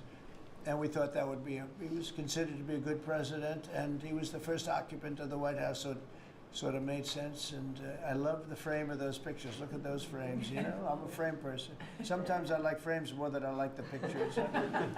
And we have the flags of the Marines, and Space Force now has its own flag. I'm very proud of Space Force, but the Army, Navy, Air Force, Marines, Space Force, the whole thing. And Coast Guard is right there. We never forget the Coast Guard. They do a great job. So we have the flags throughout the office. And it's really become quite a beautiful place. I don't want to tell this, Marco pointed it out.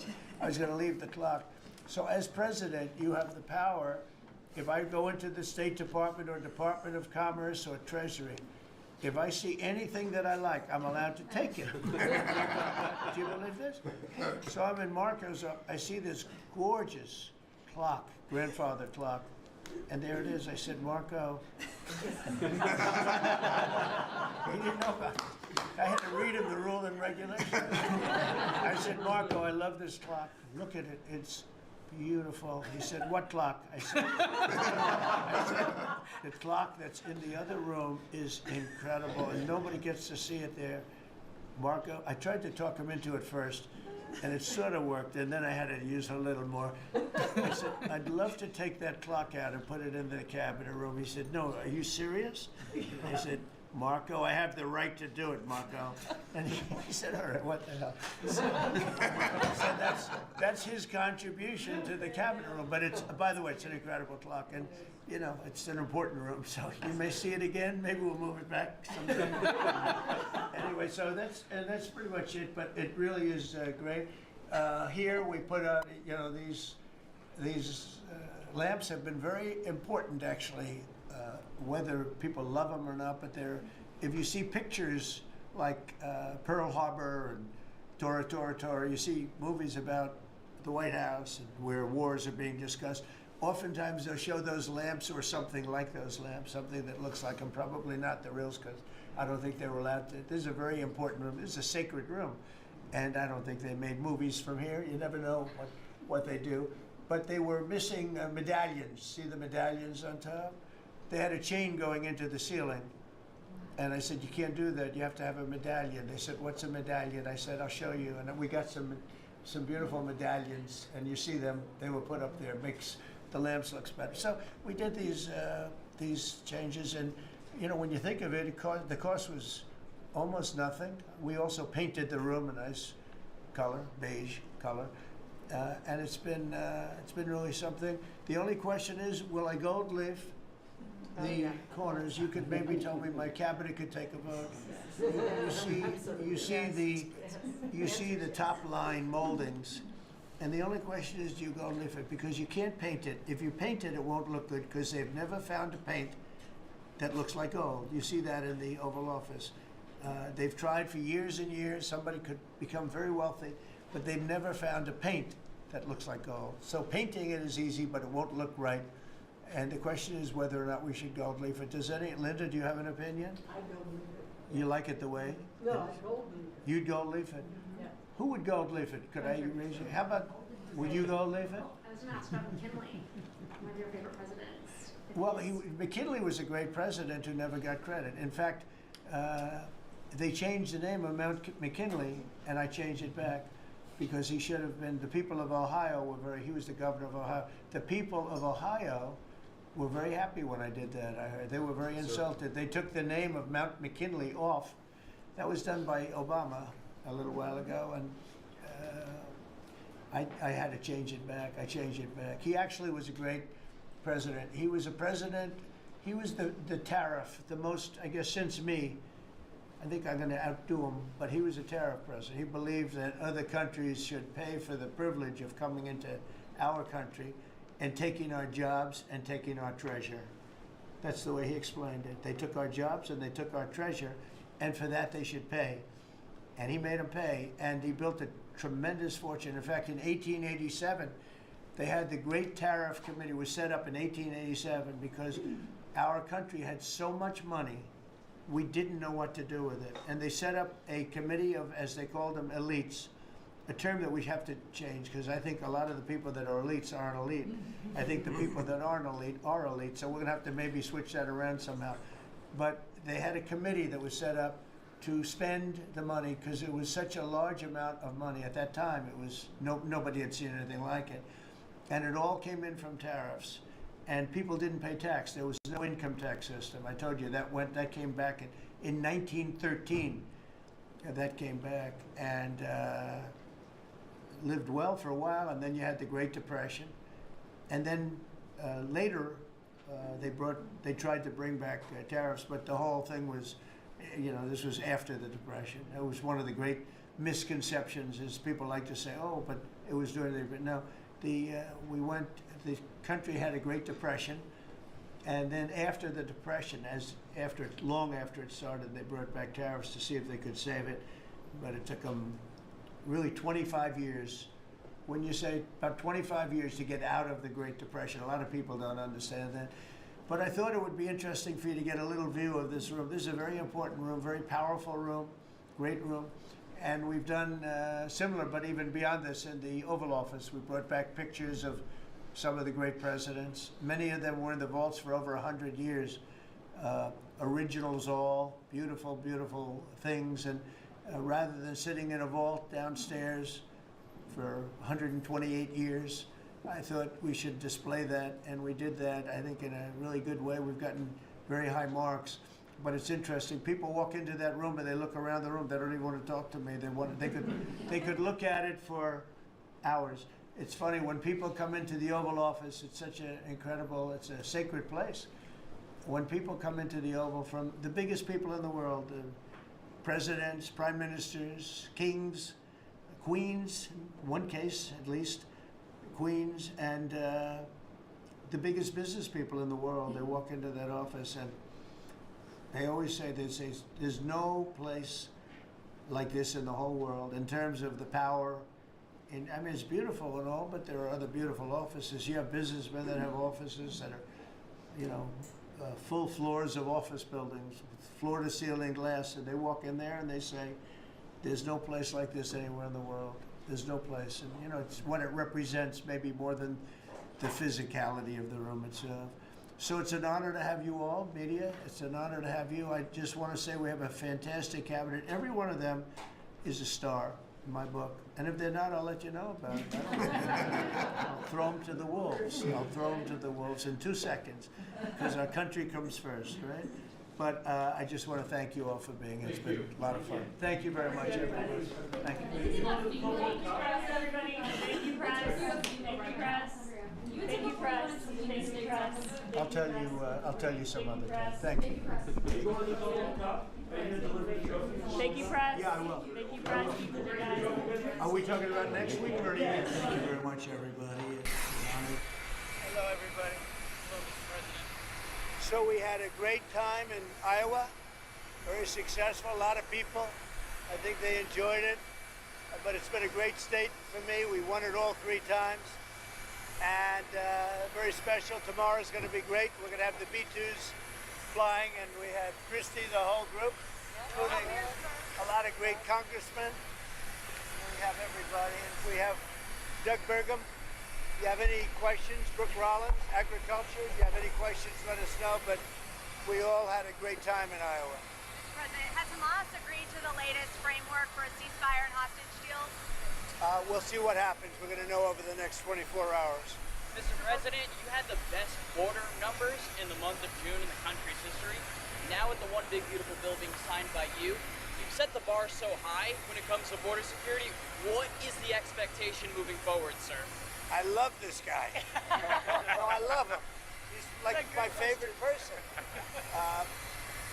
Well, we just want to see if we can keep going up. We had great numbers. I appreciate you saying it. We have had, but we just want to keep them going up, right? That's right. That's all we can do. Mr. President, you talked about farmers and trying to give them some relief. Can you talk a little bit more specifically about, you mentioned legislation tonight? Yeah, I'll let my agricultural genius talk about it. Thank you, sir. Yes, we have been hard at work. The president gave a directive that the farmers needed to make sure they could farm and do their harvests and milk their cows. So Stephen Miller, myself, the top team in the White House has been working on, including Secretary Noem, including Secretary Chavez-Rimmer, on the H-2A streamline, the current visa system that allows seasonal workers in. So we are hard at work. We've already made some changes. We're going to make it cheaper, more efficient, and more effective for those farmers. We will have a 100% legal workforce very, very soon, thanks to President Trump's leadership. Mr. President. Good answer, right? Mr. President. Yes. We're 10 days away from the anniversary of your assassination attempt. Do you know any more now about the assassination attempt than you knew then? Well, the FBI was in the other day with a lot of people, including the Attorney General, who's doing a great job, Pam Bondi, and I'm very satisfied. They gave me a complete presentation. I was very satisfied.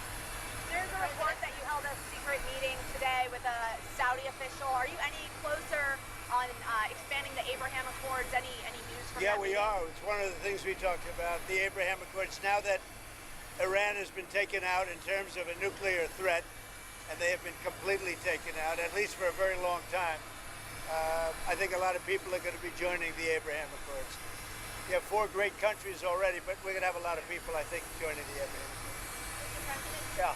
Some polls have shown the big, beautiful bill to not be very popular. I'm wondering, how confident are you in being able to sell it to the American people? Yeah, I think it's very popular. It does many things, but one of them is the biggest tax cuts in our country's history.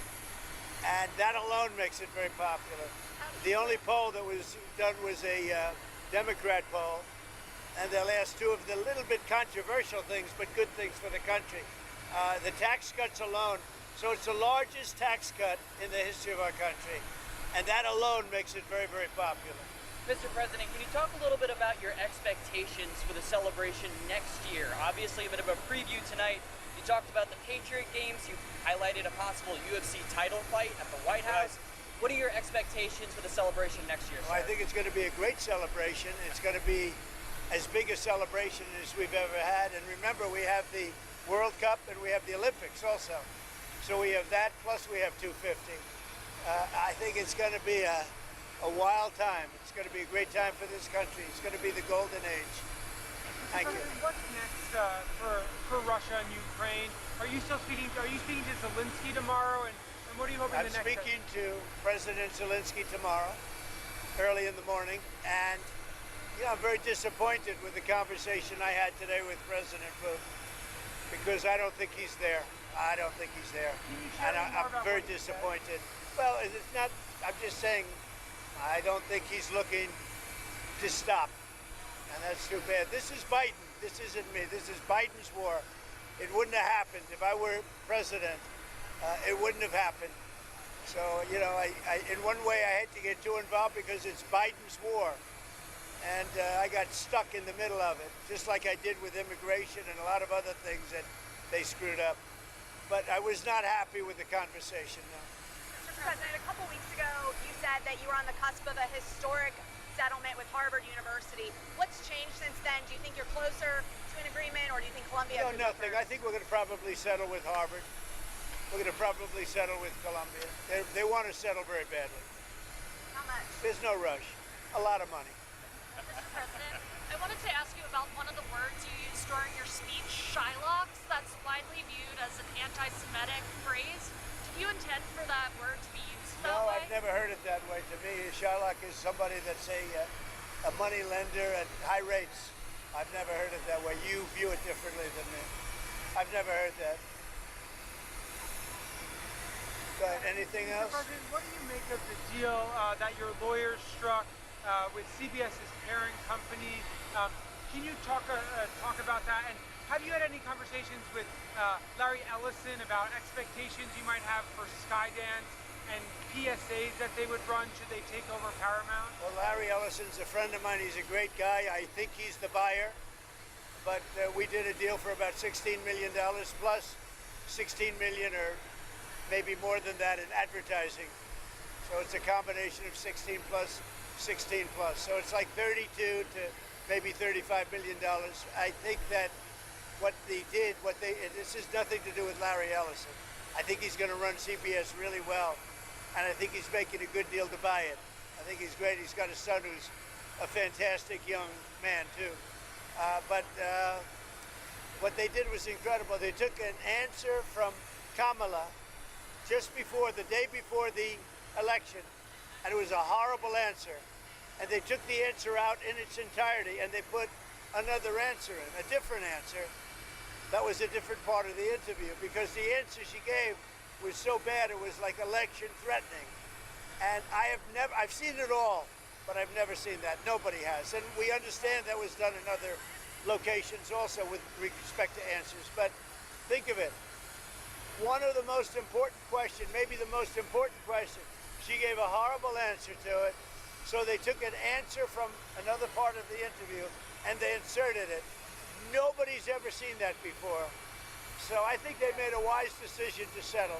And is that $16 million for the ads, is that part of contingency for your administration to approve the merger or the sale of the company? No, it has nothing to do with that. This is totally separate. This was when I was running. This had nothing to do with what was taking place in government. This is when I was running. This was essentially the night before the election.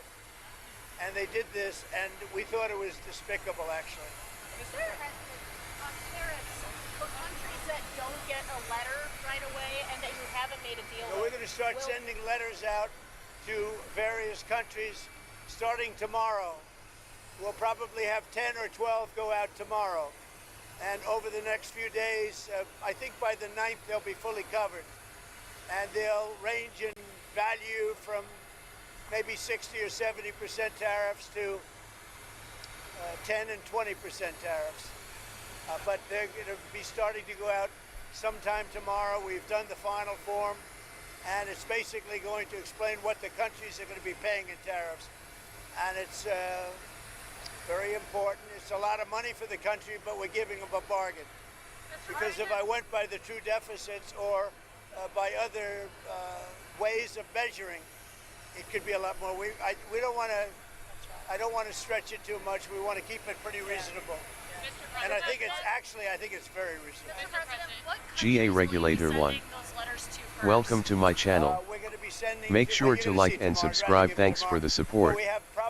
AI_Zoe. Welcome to my channel. Make sure to like and subscribe. Thanks for the support. As we get to the smaller countries, we're pretty much going to keep the tariffs the same. Are there any countries that will have a little flexibility with that deadline? Not really. I mean, they'll start to pay on August 1st. The money will start to come into the United States on August 1st, okay? In pretty much all cases. Thank you very much, everybody. Thank you. Thank you, sir. Thank you very much.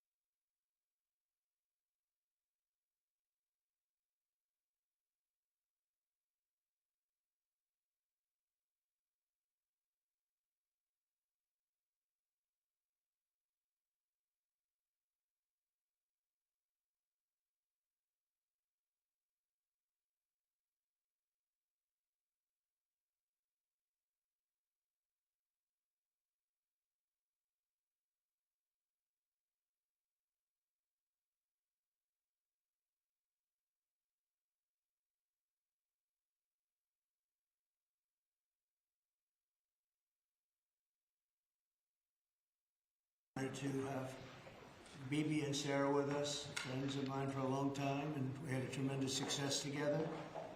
And I think it will only go on to be even greater success in the future. So it's really nice to have you at the White House. It's nothing like the White House, and it's great to have you both and all of your wonderful people. Ron, we've worked together for a long time. And we've done well together. We had a great time. We changed a lot of work, but we had a great result recently, and we're going to have a lot of great results, so it's great to have you. Thank you very much. Thank you. I want to express the appreciation and admiration not only of all Israelis, but of the Jewish people, and many, many admirers around the world for your leadership of the free world, your leadership of a just cause, and the pursuit peace and security which you're leading in many lands, but now especially in the Middle East. We have great opportunities. The President has an extraordinary team, and I think our teams together make an extraordinary combination to meet challenges and seize opportunities. But the President has already realized great opportunities. He forged the Abraham Accords. He's forging peace as we speak, in one country, in one region after the other. So I want to present to you, Mr. President, the letter I sent to the Nobel Prize Committee. It's nominating you for the Peace Prize, which is well deserved, and you should get it. Thank you very much. This I didn't know. Well, thank you very much. Thank you. Coming from you in particular, this is very meaningful. Thank you very much, Bibi. Thank you. Thank you for everything you're doing. Thank you. It's a great honor. Thank you. Thank you very much, everybody. Appreciate it. Have you spoken with any of the families of the victims of the Texas flood? And can you talk about what you would like to do when you travel there on Friday? Well, we're going to just make it as comfortable as possible for the state of Texas. They have a great governor. They have wonderful senators. They have wonderful representatives, and we're going to work together with them. And we have been working really very hard. This whole table has been working. That was a terrible event. Terrible event. You saw that maybe where Texas was just absolutely so badly hurt by something that was a big surprise late in the evening. So we'll be working with the governor and all of the people of Texas. We'll be going on Friday. Mr. President, there was a security incident in northern Gaza today, right around the time that the Prime Minister was meeting the Secretary of State. This was the Wickoff. Does that, a number of IDF soldiers reportedly have been injured, possibly killed, does that in any way wrinkle in ceasefire negotiations with Hamas? I don't think so. They want it. They want to meet and they want to have that ceasefire. So I don't think so. Steve, could you respond to this? You know about it? Well, I think it's terribly unfortunate. Terribly unfortunate. We were just talking about it, how tragic it is, but we have an opportunity to finally get a peace deal, Mr. Prime Minister, as we discussed, and I'm hopeful for it very quickly. Mr. President, is there players final offers, or are they More or less final offer. So South Korea, Japan, Look, we're always subject to negotiate something that's fair, but we've talked to most of the countries, and pretty much they've had their way for many, many decades, as you know. And it was time that we just wanted fairness. This is not really equitable from our standpoint because it's just a small token by comparison to the damage that's been done over the years. But we had no other president that was willing to do this. I did it in my first term with China and others. We took in hundreds of billions of dollars of tariffs. No inflation, the most successful period of time that we've ever had financially in the country. The first term. I think this term is going to be much better, even much better than that. That was the best ever, and this is going to be, I think, substantially better. And we're on the way to doing that. We've already taken in over $100 billion worth of tariffs, and we haven't even started. And all I say to the other countries is, you know, some of them wanted to make a deal and wanted to be fair. Others perhaps got a little bit spoiled. They were a little bit spoiled because for 30, 40 years, 50 years, they were taking advantage of the country. So we're going to, I would say final, but if they call with a different offer and if I like it, we'll do it. And the August one deadline, is the August one deadline firm now? Is that it? I would say firm. No, I would say firm, but not 100% firm. If they call up and they say, would like to do something a different way, we're going to be open to that. But essentially, that's the way it is right now, yeah. Mr. President, is your Palestinian relocation plan still on the table? Is there a plan? Has there been any progress in finding countries to accept? Maybe why don't I let you answer that question? Mr. President, why do you got to answer that? I'm sorry. I think President Trump had a brilliant vision. It's called free choice. You know, if people want to stay, they can stay. But if they want to leave, they should be able to leave. It shouldn't be a prison. It should be an open place and give people a free choice. We're working with the United States very closely about finding countries that will seek to realize what they always say, that they want to give the Palestinians a better future. And those who, and I think we're getting close to finding several countries, and I think this will give, again, the freedom to choose. Palestinians should have it, and I hope that we can secure it close by. And we've had great cooperation from surrounding Israel, surrounding countries, great cooperation from every single one of them. So something good will happen. Brian, did you have something? Mr. President, you've mentioned before you want to go down with your legacy as a peacemaker. Are we in the last chapter of closing out peace amongst this conflict now and all the other ones that you're working on? Well, I hope so. Look, we did a job with India and Pakistan and Serbia, Kosovo, Rwanda, and the Congo, and this was all over the last 3 weeks or so, Marco, right? We did, and others that were ready to fight and we stopped a lot of fights. I think a very big one, frankly, a very, very big one was India and Pakistan, and we stopped that over trade. We're dealing with India and we're dealing with Pakistan, and we said we're not going to be dealing with you at all if you're going to fight. And they were maybe at a nuclear stage, at both nuclear powers. And I think stopping that was very important. We're trying to help out with a Biden-created monster, this whole thing that's happening with Russia and Ukraine. It's a horrible thing, and I'm not happy with President Putin at all. But this is something that would have never happened if I were president. This is a war that was never going to happen. Go ahead, Bruce. I was going to say, how would you address your critics that in the election they said that you would cause the next World War III, when in fact you're solving all the problems? I'm stopping wars. I'm stopping wars. And I hate to see people killed. Like, as an example, Ukraine and Russia, they're not Americans there being killed. They're not Israeli that are being killed. These are all Russians and all Ukrainians, but it's 5,000, maybe 7,000 last week, 7,500 last week, mostly soldiers.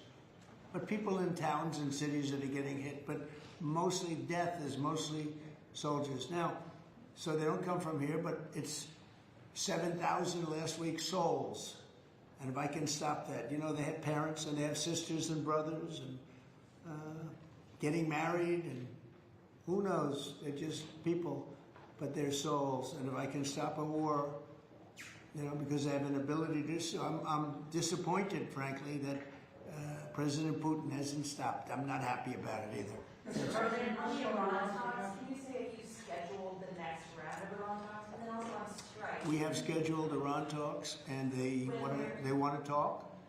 They took a big drubbing. I think when we hit the three sites, really, I would say the three sites, not just the one. The one was a big one, and it was deep in granite, and it was obliterated. It turned out the Atomic Energy Commission said it is obliterated.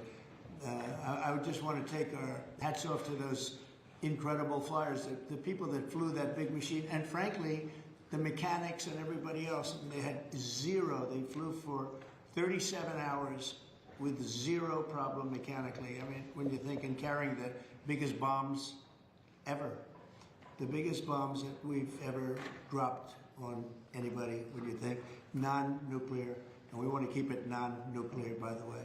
But they did a phenomenal job. It was an amazing job, and I think that was, I was talking to Bibi about it before, that was the very beginning of the end, and ended very quickly after that.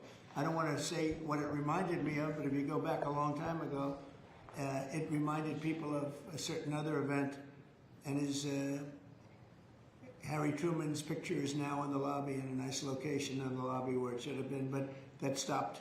Damn, this game's got some next level immersion going on. That happened, it was a whole different Hey there. On future Iran strikes, what can you say, what might make you have a desire to do another strike on Iran? Another what? Another strike on Iran. I hope we're not going to have to do that. I can't imagine wanting to do that. I can't imagine them wanting to do it. They want to meet. They want to meet. They want to work something out. No, they're very different now than they were 2 weeks ago. Anyone else feel like we're in a futuristic video game RN? Do you know when and where the next round of Iran talks will be? Well, I can tell you, I'd rather Google, not say, but the Winged Hussars 1683 Vienna. The B-1 stealth bombers were the modern-day Winged Hussars. IMHO. In which? In a ceasefire between Israel and Hamas, what's currently the hold? I don't think there is a holdup. I don't think there's a holdup. I think things are going along very well. We just, left each other, and it was not a pleasant period of a few days. It was a little longer than a few days, but this was not a pleasant period of time. And we were at the end. 14 Never heard of it, but I'll check it out. I love history. Every single missile was shot out of the air. It was pretty amazing. That was sort of the end. And they told us they were coming and where they were and what time they were coming. And they said, if you'd like to have a different time, we'll do that. And that's respect when they do that. I appreciated that they did that. There was no surprise. We got the soldiers out of the base in Qatar, in this case. But they knew they were coming. 14 missiles were coming. 1 o'clock. They said, would you like to make it later? They said, no, let them come at 1 o'clock. And at 1 o'clock, everybody was As you know, over 5,000 people left the base, and we had 3 gunners and 3 assistants, and out of the 14 that were shot, all 14 were knocked down, and that was the end. That was about it. No, I feel like we are in the golden age of Greece now. We had a rough time, but sometimes, sometimes you need the rough time in order to get. I think things are going to be really settled down a lot in the Middle East, and they respect us, and they respect Israel. They respect a lot of things that took place. Nobody's ever seen equipment like what we sent over to knock out those sites. But when those sites were knocked out, it essentially that was the end. That's pretty cool. I understand what the wings were for. Just like tall hats, people aim from afar at those things. Hope. Keep hope alive. Go ahead, you give him your honest answer. I think the Palestinians should have all the powers to govern themselves, but none of the powers to threaten us. And that means that certain powers, like overall security, will always remain in our hands. Now, that is a fact, and no one in Israel will agree to Ask_Jesus. Welcome to my channel. Make sure to like and subscribe. Thanks for the support. Sup everyone. At Enlisted Bomb and bless up, fam. Keep spreading that good vibe for head. Leadership, and by working together, I think we can establish a very, very broad Nicholas Rodriguez. that will include all our Welcome to my channel. Make sure to like and subscribe. Thanks for the support.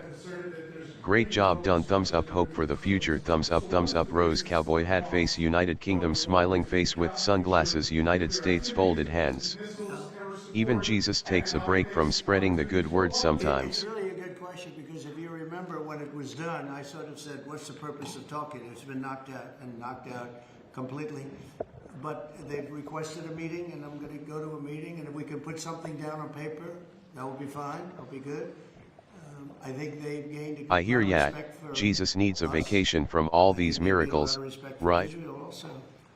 But they would like to meet, and we're going to have a meeting. Steve, when is that meeting going to be? Do you want to say? Rather, very quickly, in the next week or so. So we'll see what happens. I think it would be nice to memorialize it, put it down, but because of the incredible result. Keep that divine piloting up. Enlisted forehead. I didn't think it was necessary to have it in writing. I think we spoke. I mean, that speaks much louder than writing. But I can also understand why they'd want it. And they've been very nice. They've been very respectful. And it began by them telling us about 14. They had to do. You know what 14 represents, right? Do you know what 14 represents? Right? You know that, right?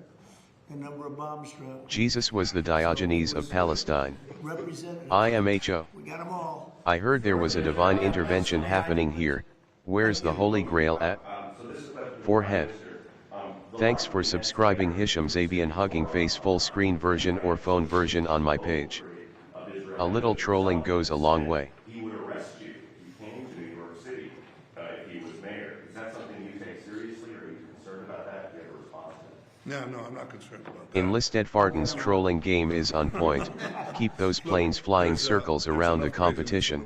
But I guess it never ends. I mean, you have this is folly, and it's it's silly in many ways, because it's just not serious. But what is serious is the question I was asked before. You know, after October 7th, people said the Palestinians had a state, Hamas state in Gaza, and look what they did with it. They didn't build it up; they built down. Enlisted Ukine better watch his tongue. Last time he started talking like that, he got a mouthful of sand. Women beheaded our men, invaded our cities and our towns and our kibbutzim, and did horrendous massacres, the kind of which we Enlisted Hugarin, keep your faith in the skies. Even when the flak gets heavy, you'll soar through the storm. As a state, it'll be a platform to destroying Israel. We'll work out a peace with our Palestinian neighbors, those who don't want to destroy us, and we'll work out a peace in which our security, the sovereign power of security, always remains in our hands. Now, people will say it's not a complete state, it's not a state, it's not that. We don't care. You know, we vowed never again is now. It's not going to happen again. So we'll see you in New York next year?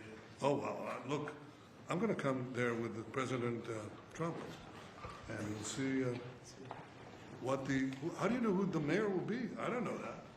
Do you know that? He's going to be very fine, and who knows, we don't know who the mayor's going to be yet. But this is a communist. He's not a socialist, he's a communist. And he said some really bad things about Jewish people, and he said some really bad things about a lot of people.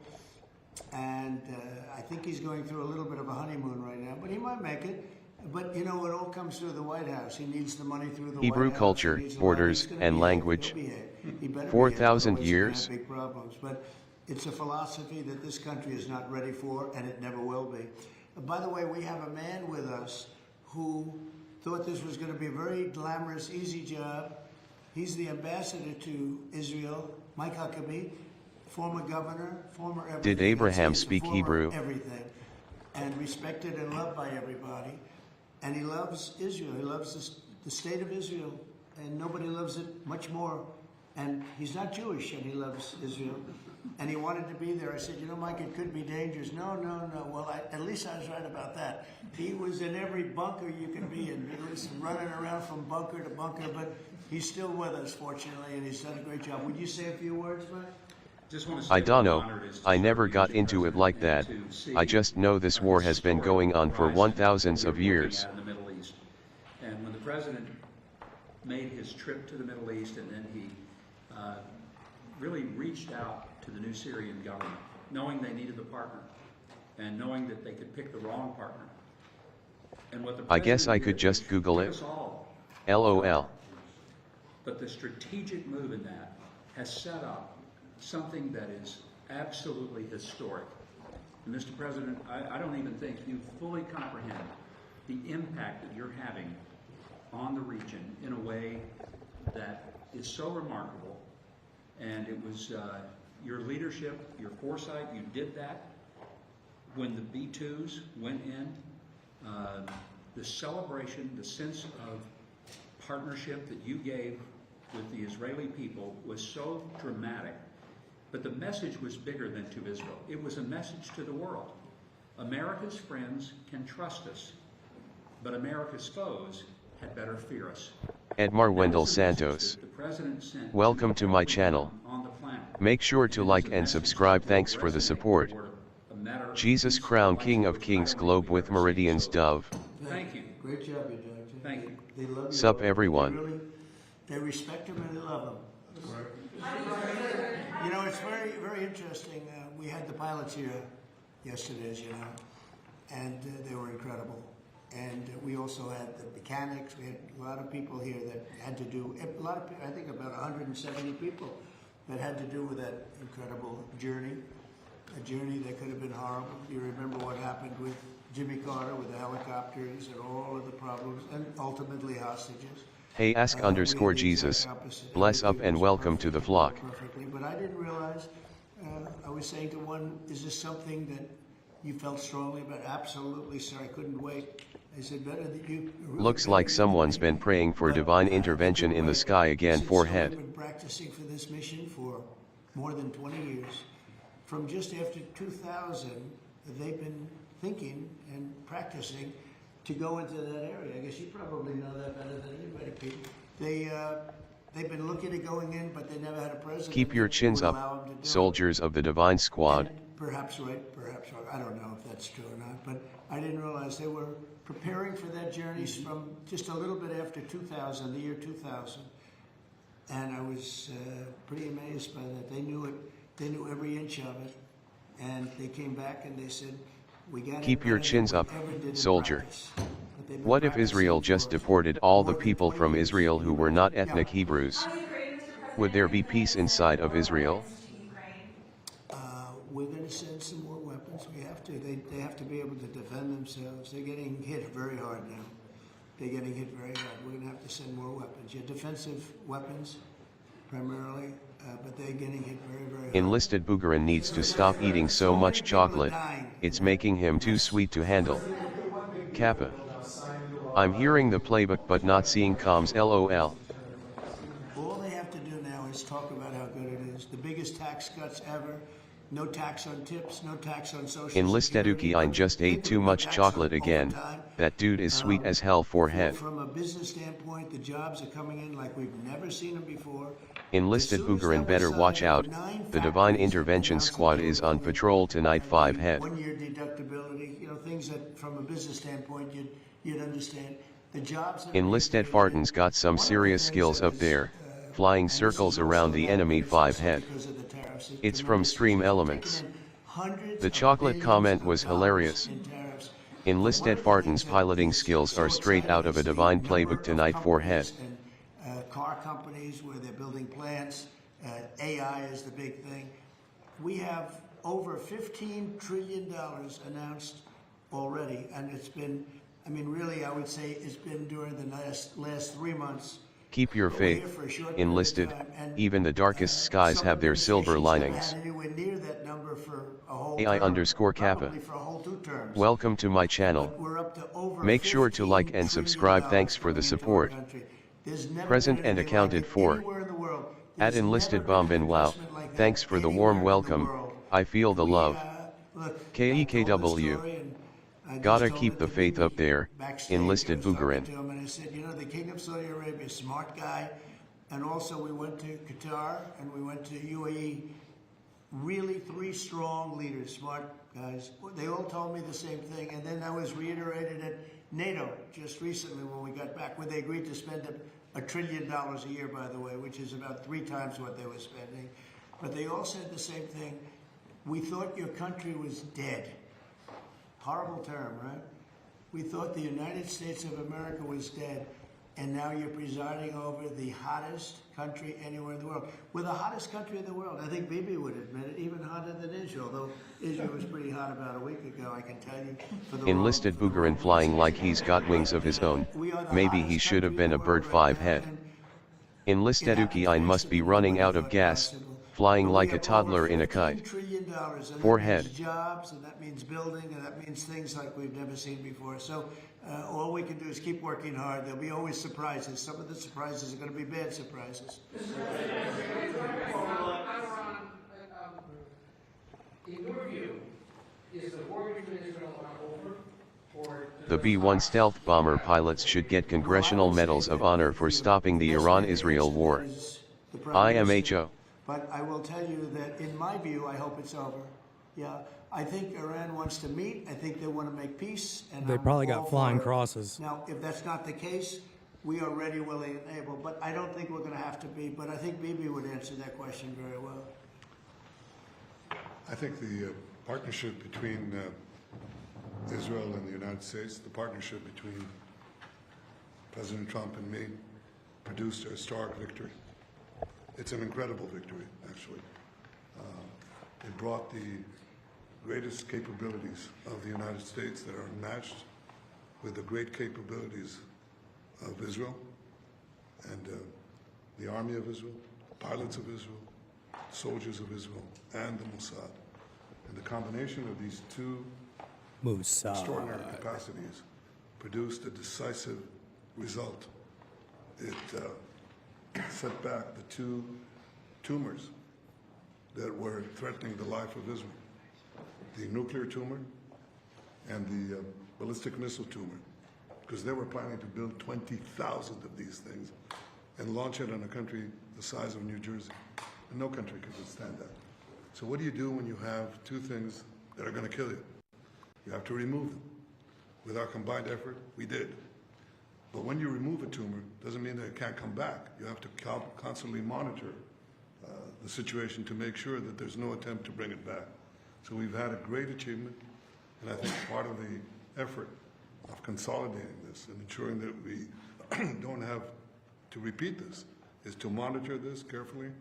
I really don't think Israel could survive for 24 hours without foreign aid from Europe and the USA. Historic victory, and I think no, they sure couldn't. Today, this has already changed the face of the Middle East. Just rolled in. But I think that there's hey, an Chad. opportunity here to create a historic expansion of the Abraham Accords, which were themselves an act of history, that deserve a Nobel Prize for the president. But I think the opportunities are much bigger. I don't know. He's going to have some opposition to get a Nobel Peace Prize. I'd like to believe that Iran But would if he not stops the Ukraine-Russia war, test our there's fortitude. definitely not going to be. Blessed a way are the we're gonna bomb peacemakers, Ukraine. but even they face opposition. Do you believe a regime change is still necessary here? I think it's up to the people of Iran. Mr. Prime Minister, speaking on Syria, the Trump administration was fully supportive. I think the people of Iran are tired of this crap. Obviously, In a way, Europe and the USA owe each other too. Who knows, at some point. Guess they'll have to find a new hobby then, Kappa. I think there's an opportunity. Yeah, but in the last, let's see, 150 years, it's been more us helping Europe that than everyone Europe helping understands us. that the situation's changed. Before that, Maybe they should start giving out Nobel Prizes for best at crashing planes. directly through Hezbollah. Oh God, why would you say that? Divine intervention comes with a hefty price tag, but someone's gotta do it. Presents opportunities Cause the peacemaker gets the slings and arrows, Kappa. security That's very true. and eventually for peace. And I think At ask_Jesus, well, at least the arrows aren't made of paper planes for head. At AI_Kappa, guess the Divine Intervention Squad needs to upgrade their paper planes then, LUL. there's a lot to gain by moving towards peace. And I think that Trump will get a Nobel Peace Prize for destroying the nuclear program of Iran. changed security situation Possibility. It is a possibility. with the collapse of the Assad regime. I think the lack of actual death while doing it is Let's going to be suppose the there biggest were. point Answer for that. yes, no, right? That's my duty to ask. It's your duty to ask, and my duty to ask you back. Blessed are the peacemongers, but sometimes they're the ones most in need of peace. Oh great, now we're getting into world politics. This is gonna be a wild ride, Kappa. And I met the new leader. I was very impressed by him. Somebody said, well, he comes from a very tough background. I said, well, you know, I'm not that surprised. It's a tough part of the world. But I was very impressed by him. But we took the sanctions off because we want to give them a chance. They would never have had a chance without the Yeah. sanctions. And one of the things It's we going to have be with Iran it's is, going you to know, we breed have very- terrorists in what they Syria call if you biting don't give them a sides. chance. I to hear not you be enlisted terrorists. Bugarin. The road to peace is never easy, but it's the only path worth walking. Maybe they should start giving Nobel Prizes for worse diplomacy instead than Kappa. I think 600 people died from the Trump attack on Iran. As they were doing. 600? I don't think so. And now they're not the bully anymore. But they were saying terrible things, and would like Where to were see 600 them. people at? In They have the such nuclear potential. bunkers? You know, they have the oil power, and they have great people, smart people, energetic people. Praying for peace in those bunkers, So Kappa. many Iranians. I doubt there was any from peace in there. New York. I have a lot of friends, and they're great people. So it's a shame when you see a thing like this happen. But I think that taking the sanctions off of Syria. I'd rather have a root canal than listen to this political hot garbage. Congressional question. Are there any executive orders that you'd like to see Congress focus on when they come back in session? Do you have any that you prioritize to go first? Well, we've done a lot of them in the last, as you know, and I always say the great, big, beautiful bill. I add the word great. But it was the largest bill of its kind These ever guys are like, I'm passed. freaking hungry. We were Hurry talking up. about it before. It was beauty. But you know, a lot of the Peace be things with that we you, did, but I hear that's a tall order around here.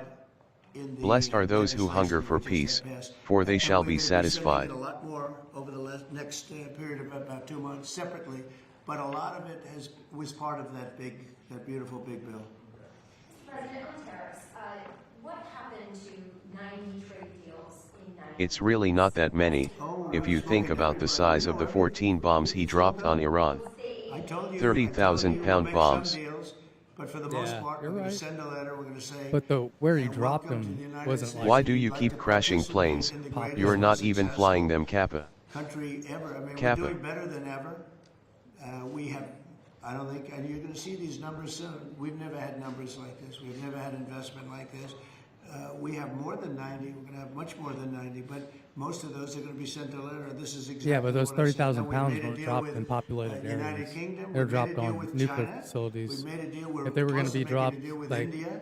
anywhere Others we but met that, with, that's a and we don't think we're going to be able to make a bomb deal, so we just designed send for a them letter. specific You wanna- task. They're not going you to wanna drop play those ball? bombs Yeah, on like this a is what normal you have to building. pay. So as far as I'm concerned, we're done. We're sending out letters to various countries telling them how much tariffs they have to pay. Some will maybe adjust a little bit depending if they have a cause. We're not going to be unfair about it. And actually, it's a small fraction compared to what we should be getting. We could be asking for much more, but for the sake of relationships that we've had with a lot of really good countries, we're doing the way I do it. But we could be getting a lot more. We could ask for a lot more than what we're asking for. Let's say we're done because you're sending the letters to follow up on Ed asked earlier. You're counting these as deals by saying, here's the tariff rate we're going to. I'm saying here it is. Congratulations. Welcome to the United States. I hope you make a lot of money and you're going to pay us money. They were ripping us. They were charging us tariffs. Trump said it was like Hiroshima and Nagasaki to end WW2. We have some countries that were charging 200% tariffs and making it impossible. I don't know about that. I mean, those are big bombs, but they're not really. They're multi-stage weapons, so they don't necessarily blow up once they blow up multiple times. As they penetrate, they blow up, and then once they stop penetrating, they blow up. Institutions that are being built. It's largely because, well, I think it's because of November 5th, a good election, and I think it's because of the tariffs. Thank you all very much. Thank you. Thank you. But it looks good.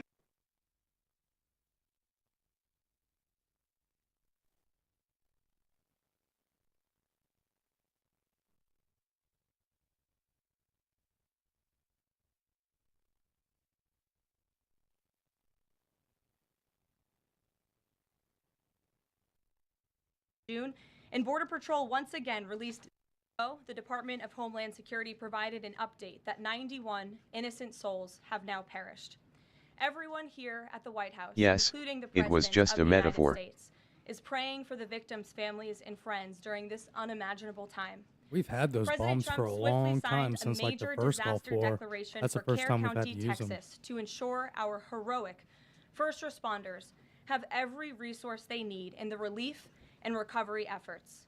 Secretary of Homeland Security Kristi Noem traveled to Texas over the weekend, and the entire Trump administration is working hand in glove with state and local officials to provide every assistance available. The situation on the ground remains dangerous, and there could be additional public safety threats with potential incoming heavy rain. So we encourage everyone in the area to remain vigilant, listen to all warnings, and respond accordingly.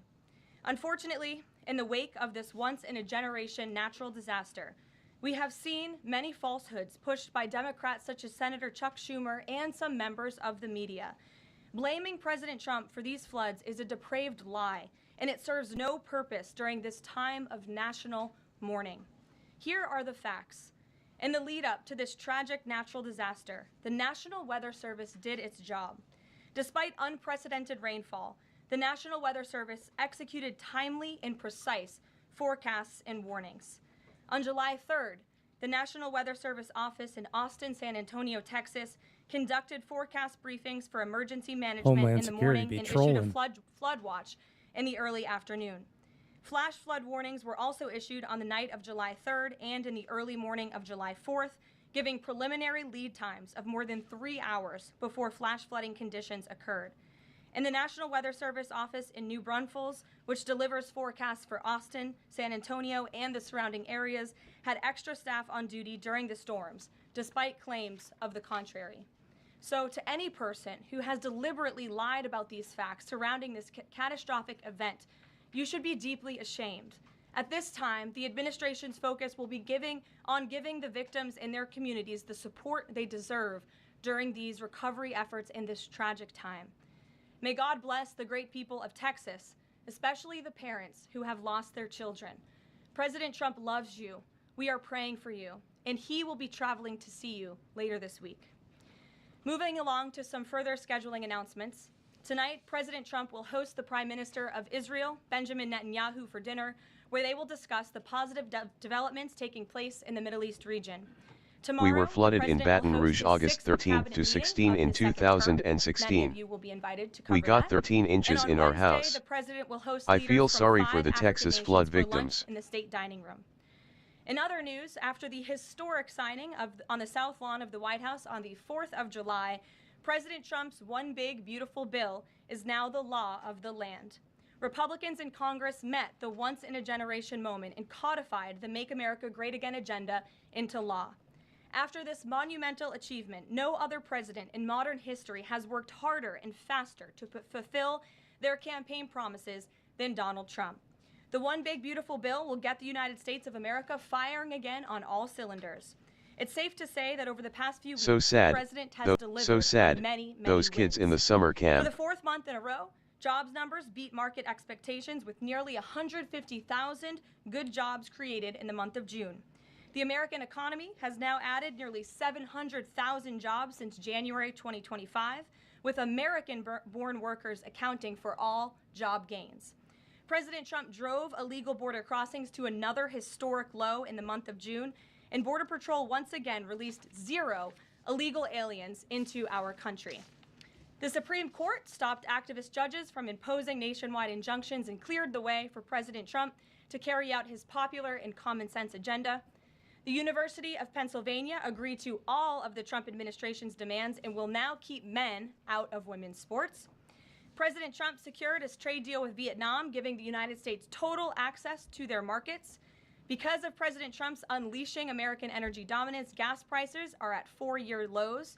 And when adjusted for inflation, gas prices are near the lowest levels we've seen in the last 20 years.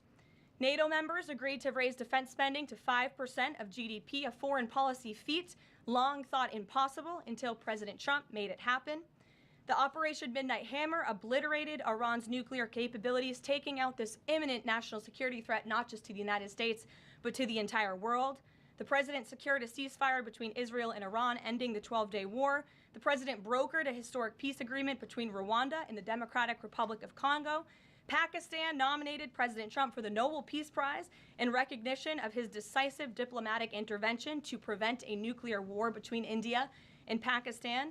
Blue-collar wage growth has seen its largest increase in nearly 60 years, and President Trump has defeated Joe Biden's inflation crisis with core inflation at the lowest level since March of 2021. And just about all of that has happened in the last 3 weeks, and I know you all know it because you've been very busy here covering it along with us. So with that, I will take your questions today as we kick off another very busy week here at the White House.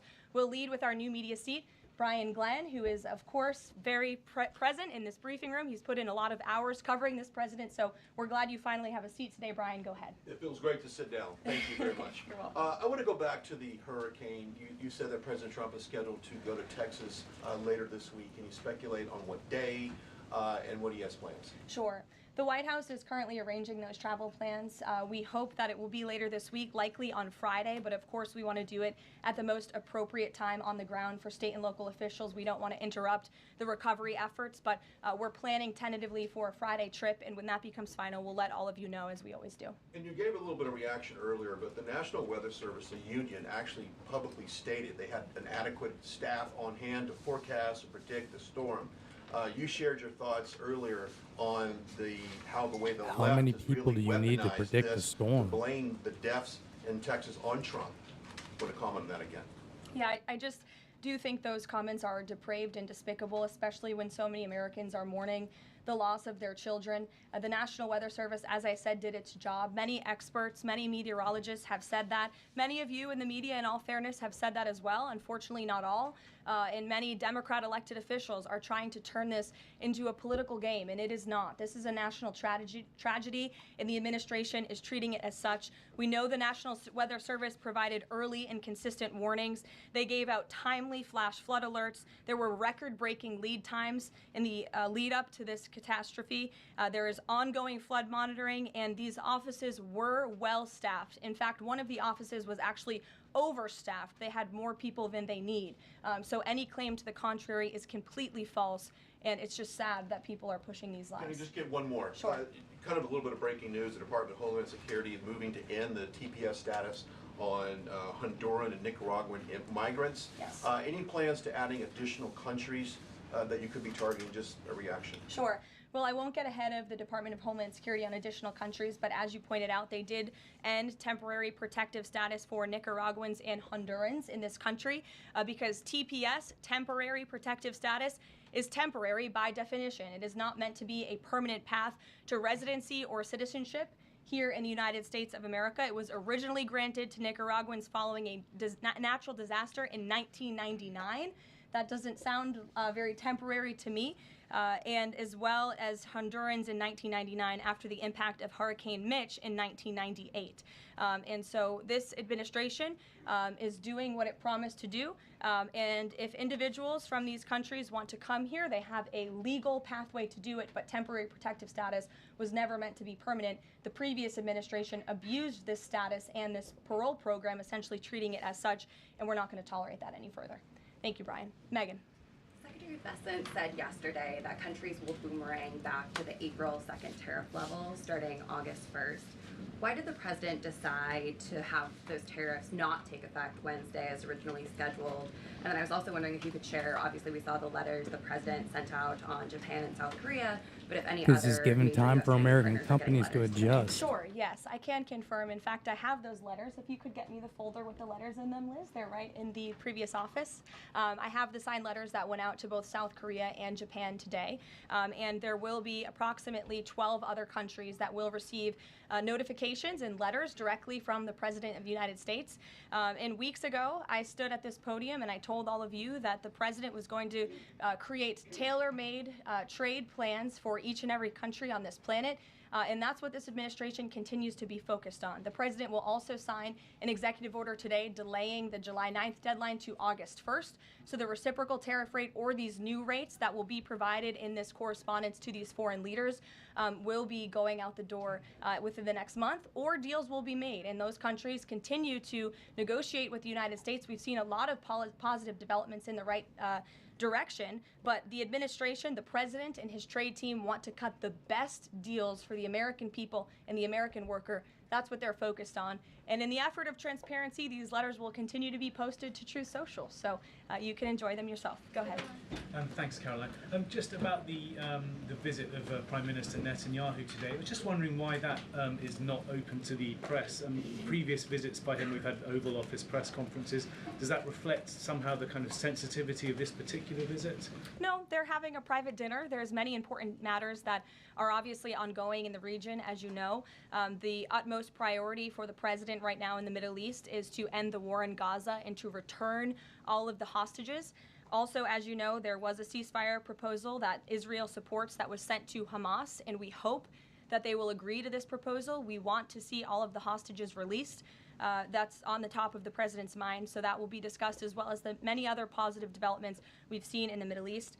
I want to go back to the trade deals. As you see, we have these beautiful letters that the president has signed. This one is to the President of the Republic of Korea, original signature on that, and these will be mailed. And then here we also have another letter to the Prime Minister of Japan as well. Both countries will be receiving a 25% tariff rate effective on August 1st.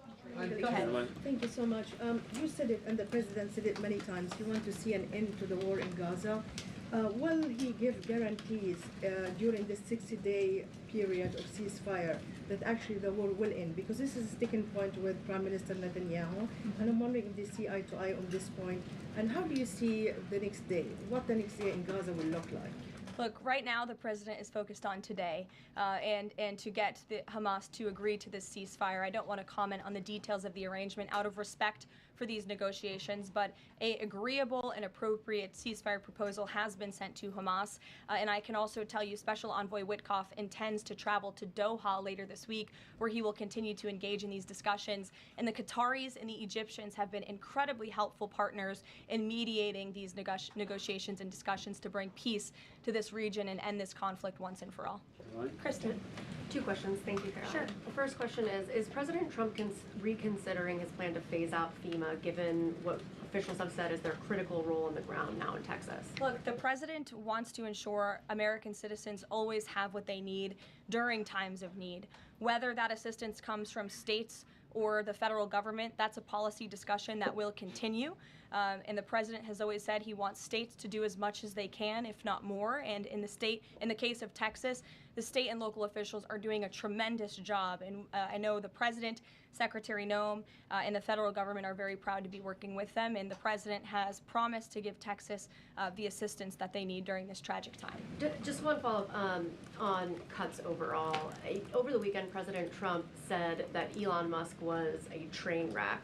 Are there, given this current viewpoint, are there concerns within the White House or from the president himself over the cuts that happened under Musk while he was advising DOGE, including the National Weather Service? I think I've already addressed that, Kristen, and what I can tell you is that these offices were fully staffed. The San Angelo office was fully staffed with 12 forecast meteorologists. There were no vacancies. The San Antonio office was operating with 11 forecasters, and as Brian said, the union themselves said that there was adequate staffing. So I think those words speak for themselves, and the numbers speak for themselves. This was a once-in-a-century flash flood, a tragic natural disaster, and the administration is doing all that we can on the ground to help these families during this time of need. Jeff. Thanks very much, Caroline. Just following up on Kristen's question, is it still the president's plan to phase FEMA out by the end of this year? I just answered Kristen's question for you. One more, hold on, one more. Sure, I'll give it to you. Go ahead. The follow-up on trade as well. 12 more letters coming, you said. Can you give us a sense of which countries those are? I'll let the president reveal those in very due time. Keep your eyes on Truth Social. Michael, in the back. Thank you, Caroline. An armed shooter today was shot in McAllen, Texas, after opening fire on Border Patrol agents. Comes just days after Democratic Congresswoman Pramila Jayapal recently said she gets, quote, inspired when activists obstruct ICE. Does the White House expect Democrats to tone down their rhetoric in light of what we saw today in McAllen, Texas? We certainly call on Democrats. There was to actually tone down another their one. rhetoric against There's been ICE 2 of and those Border where they've Patrol attacked ICE who, agents again, now. Are everyday men and women. I would encourage AOC and other Democrats to actually meet with the United States Border Patrol. These are honorable Americans who are just simply trying to do their job to enforce the law.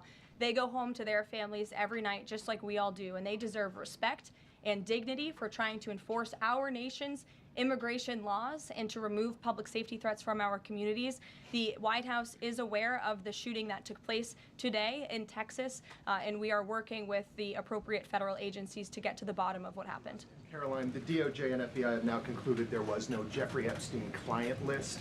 What do you tell MAGA supporters who say they want anyone involved in Jeffrey Epstein's alleged crimes to be held accountable? This administration wants anyone who has ever committed a crime to be held accountable, and I would argue this administration has done more to lock up bad guys than certainly the previous administration. And the Trump administration is committed to truth and to transparency. That's why the Attorney General and the FBI Director pledged at the President's direction to do an exhaustive review of all of the files related to Jeffrey Epstein's crimes and his death. And they put out a memo in conclusion of that review. There was material they did not release because, frankly, it was incredibly graphic and it contained child pornography, which is not something that's appropriate for public consumption. But they committed to an exhaustive investigation. That's what they did, and they provided the results of that. That's transparency. Follow up on that, Sure. Caroline. Okay, so the FBI looks at the circumstances surrounding the death of Jeffrey Epstein. According to the report, this systematic review revealed no incriminating client list. So what happened to the Epstein client list that the Attorney General said she had on her desk? Well, I think if you go back and look at what the Attorney General said in that interview, which was on your network on Fox News. Got the quote. Go ahead. John Roberts said, DOJ may be releasing the list of Jeffrey Epstein's clients. Will that really happen? And she said, it's sitting on my desk right now to review. Yes, she was saying the entirety of all of the paperwork, all of the paper in relation to Jeffrey Epstein's crimes. That's what the Attorney General was referring to, and I'll let her speak for that. But again, when it comes to the FBI and the Department of Justice, they are more than committed to ensuring that bad people are put behind bars. They have an operation going on right now called Summer Heat, which has our murder rate trending in the lowest direction in United States history. Their emphasis on violent crime and locking up violent criminals has led to the arrest of 14,000 violent criminals. That's a 62% increase from the same time period last year. So this Attorney General and the FBI Director are committed to putting bad people behind bars where they belong. They promised an exhaustive review. That's what they did. For any further details, I would refer you to the Department of Justice. Okay. Thanks, Caroline. With Prime Minister Netanyahu visiting the White House today, yesterday the president said that he was working on a more permanent deal with Iran, but several days ago he didn't think one was necessary. What changed? Well, when you asked me about this, or when you all asked me about this several weeks ago, I said the president thought maybe an Iran deal was not necessary, but of course the president is always interested in peace and diplomacy. That remains true, and the administration continues to be in contact, both directly and indirectly, with the Iranians on a deal. And then on tariffs, you're now delaying the deadline from July 9th to August 1st. Is that an acknowledgement that perhaps the administration found it more difficult to negotiate these trade deals, or whatever happened to 90 deals in 90 days? No, it's an acknowledgement that this administration is doing what's best for the American worker, and we want the best deals possible for our workers, for our manufacturing base, for our middle class, and they are doing this deliberately and appropriately on behalf of our country's interests. Josh. A couple more on the tariffs. You said about 12 more letters. There were about 55 or so countries, including the EU as a bloc, that were facing this tariff increase. All of those, to understand you correctly, are now deferred to August 1st, right? Correct. And on the 12, what happens with the remaining, whatever it would be, 40 something? So just 12 today. There will be additional letters in the coming days. So all of them are going to get a letter at some point? Correct. Okay, and can you tell me why he decided to start with South Korea and Japan? Are they annoying him? It's the president's prerogative, and those are the countries he chose. And on the sectoral tariffs, it's our understanding that these continue to be a separate track. We're still waiting on a bunch of those. That's right. Can you give us any timing update on when he's going to move on, for instance, semiconductor tariffs and other things that are still in the hopper? I don't have a timing update, but for where they are in the process, I would defer you to the Department of Commerce. Should we expect deals finally as well? He announced this Vietnam deal. Are you close on any other countries? The president and the administration, yes, we are close. But again, the president wants to ensure these are the best deals possible. And I would add just one more thing on trade and tariffs to wrap it up. Look at the extensive work this president has put into cutting these good deals and doing what's right for the American worker. He is literally looking at the map and looking at every country on the planet and seeing where they are ripping off the American people, seeing where they have hollowed out our industrial base, seeing where our jobs have gone to other countries overseas because of their tariff policies, and he's trying to correct that. So this is decades of bad trade policy that has led to a deficit that is ravaging our country, that is ravaging our middle class, and the president is taking a very deliberate approach to correcting this wrong of many decades, of many past presidents. And so I think he should be commended for the time and the effort that he is putting into this. And the fact that he has announced a framework with China, a trade deal with the United Kingdom, a trade deal with Vietnam, and many others to come in just a matter of 6 months is truly historic, and it's a testament to this president and his trade team who are working around the clock to get this done. Sure, go ahead. Thank you so much, Caroline. Two questions on Iran. What's the permanent deal with Iran looks like for the president, and what issues related to Iran should it cover? And secondly, has the president seen the interview with Iranian president, which he says that the United States president, Mr. Trump, is capable enough to guide the regions toward the peace and brighter future, and put Israel in its place, or it gets more into conflict?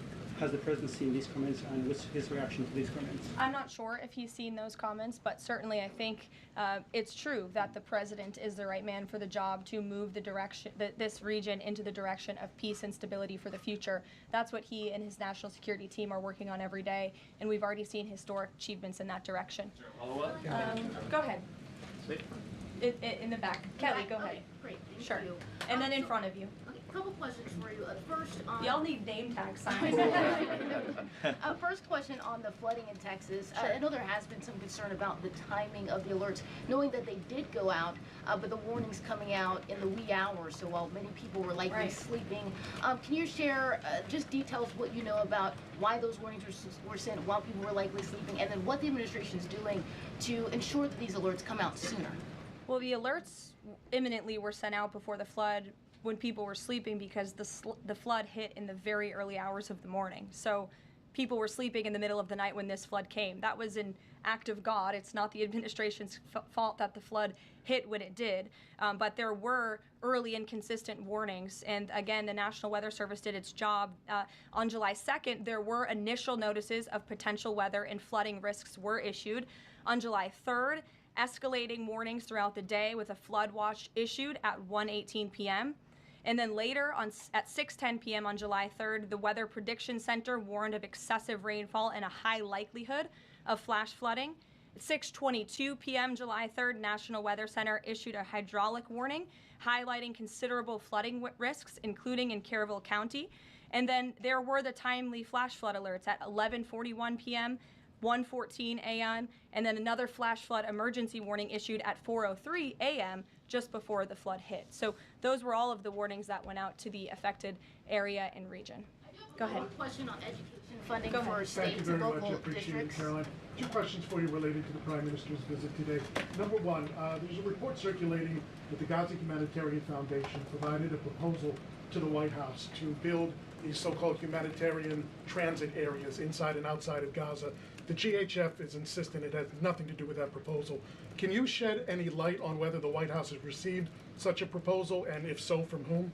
I'm unaware if a proposal from the Gaza Humanitarian Foundation was sent to the White House. I haven't seen it, but I can ask our National Security Council. And also a document circulating that the White House is prepared to lift the Foreign Terrorist Organization designation from HTS, the group of President al-Shara in Syria. Can you confirm that that's taking place? Again, I haven't heard that, or I'm not aware of that action taking place. As you know, we did lift particular sanctions on Syria, but we did leave them on for particular terrorist groups. If that has changed, we will, of course, let you know if there's a change in policy, but I'm unaware of one at this time. Sure, go ahead. Me? Hi, Caroline. Thank you. Ahead of And you can go too, since you're so eager. ahead of the president's meeting with Prime Minister Netanyahu today, is there a scenario where Israel has made it clear that they will not bring an end to this war until Hamas is decimated?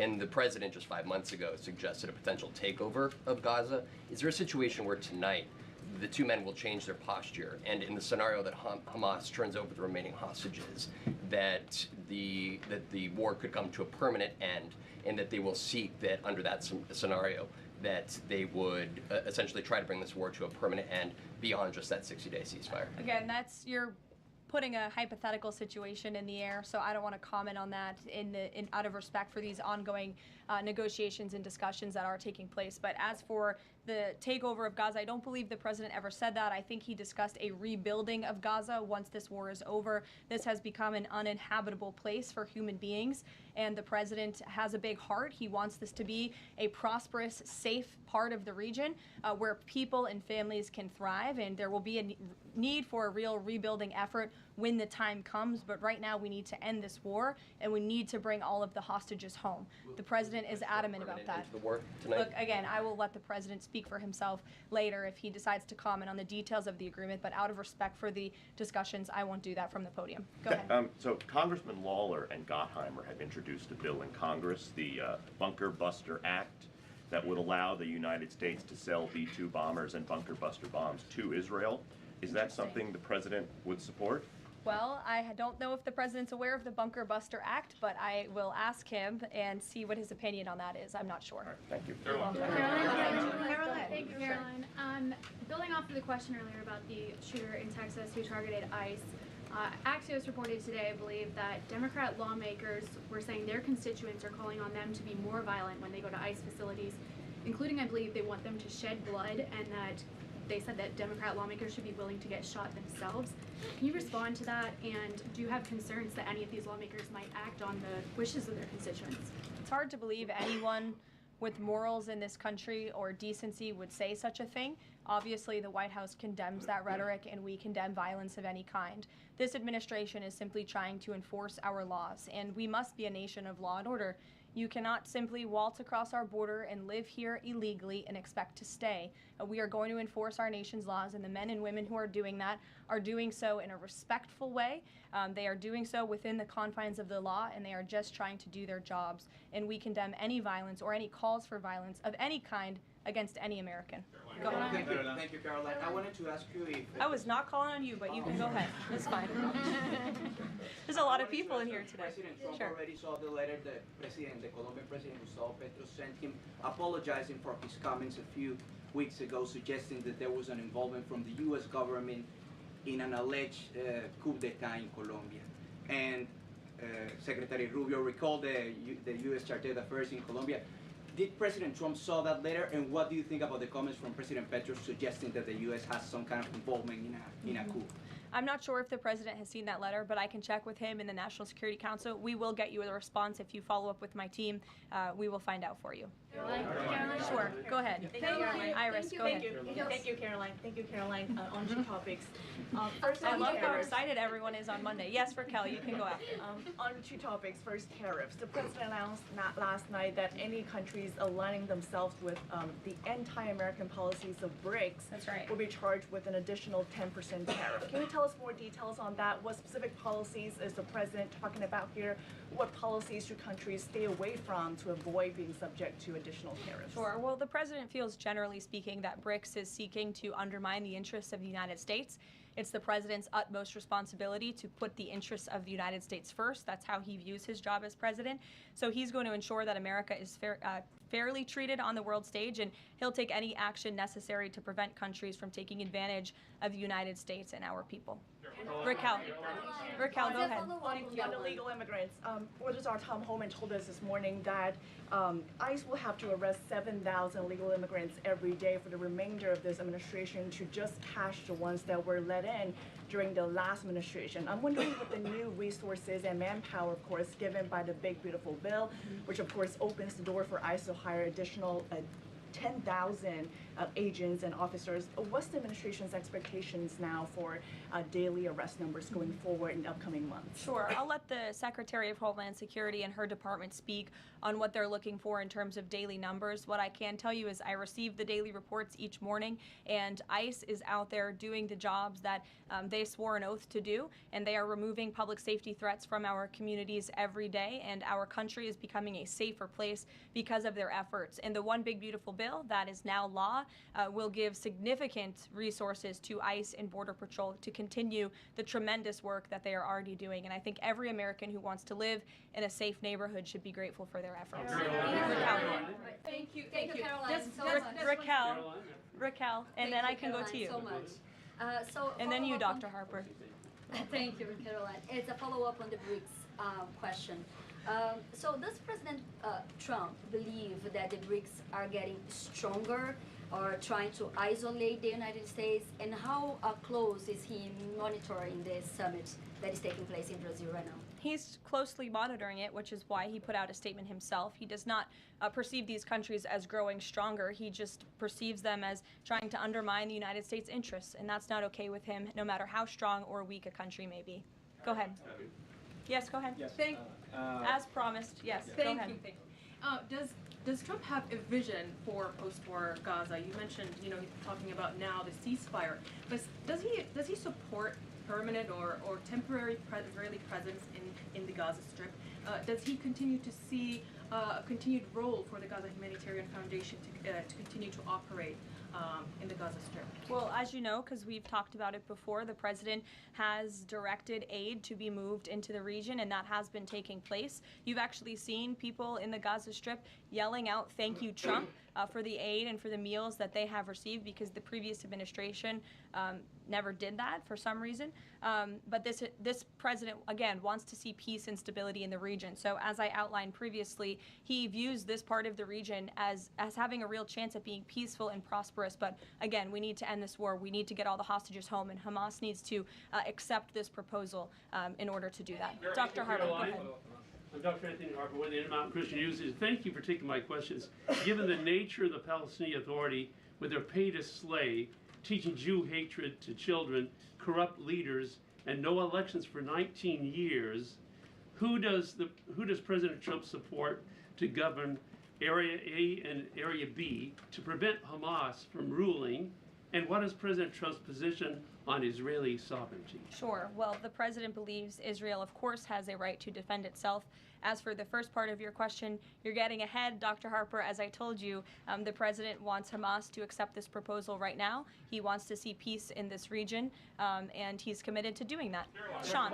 Hey, Caroline, can you just please walk us through the decision to halt the supply of weapons to Ukraine at a time when Russia is really hitting Ukrainian cities and civilians? Was that the president who decided that, or did the Pentagon do it without his approval? No, neither of those things are true. I'm happy to walk you through it. This was a standard review by the Pentagon of all weapons and all aid and all support that the United States is providing all countries and all regions around the world, not just Ukraine. When the Secretary of Defense took office, he directed the Pentagon to conduct this review to ensure that everything that's going out the door aligns with America's interests. So it's a pause to review to ensure that everything the Pentagon is pushing out there is in the best interest of our military and our men and women in uniform. Fran. Caroline, 2 questions on Israel. You suggested that Hamas is the impediment currently to a ceasefire. So if not a ceasefire deal, then what does the president hope to achieve with tonight's dinner with the prime minister? Again, you guys are getting around to a lot of hypotheticals. I don't want to get ahead of the president, but there are many other issues to discuss with Prime Minister Netanyahu tonight related to the region and just the entire world. So this will be a dinner to talk about Operation Midnight Hammer, which was incredibly successful.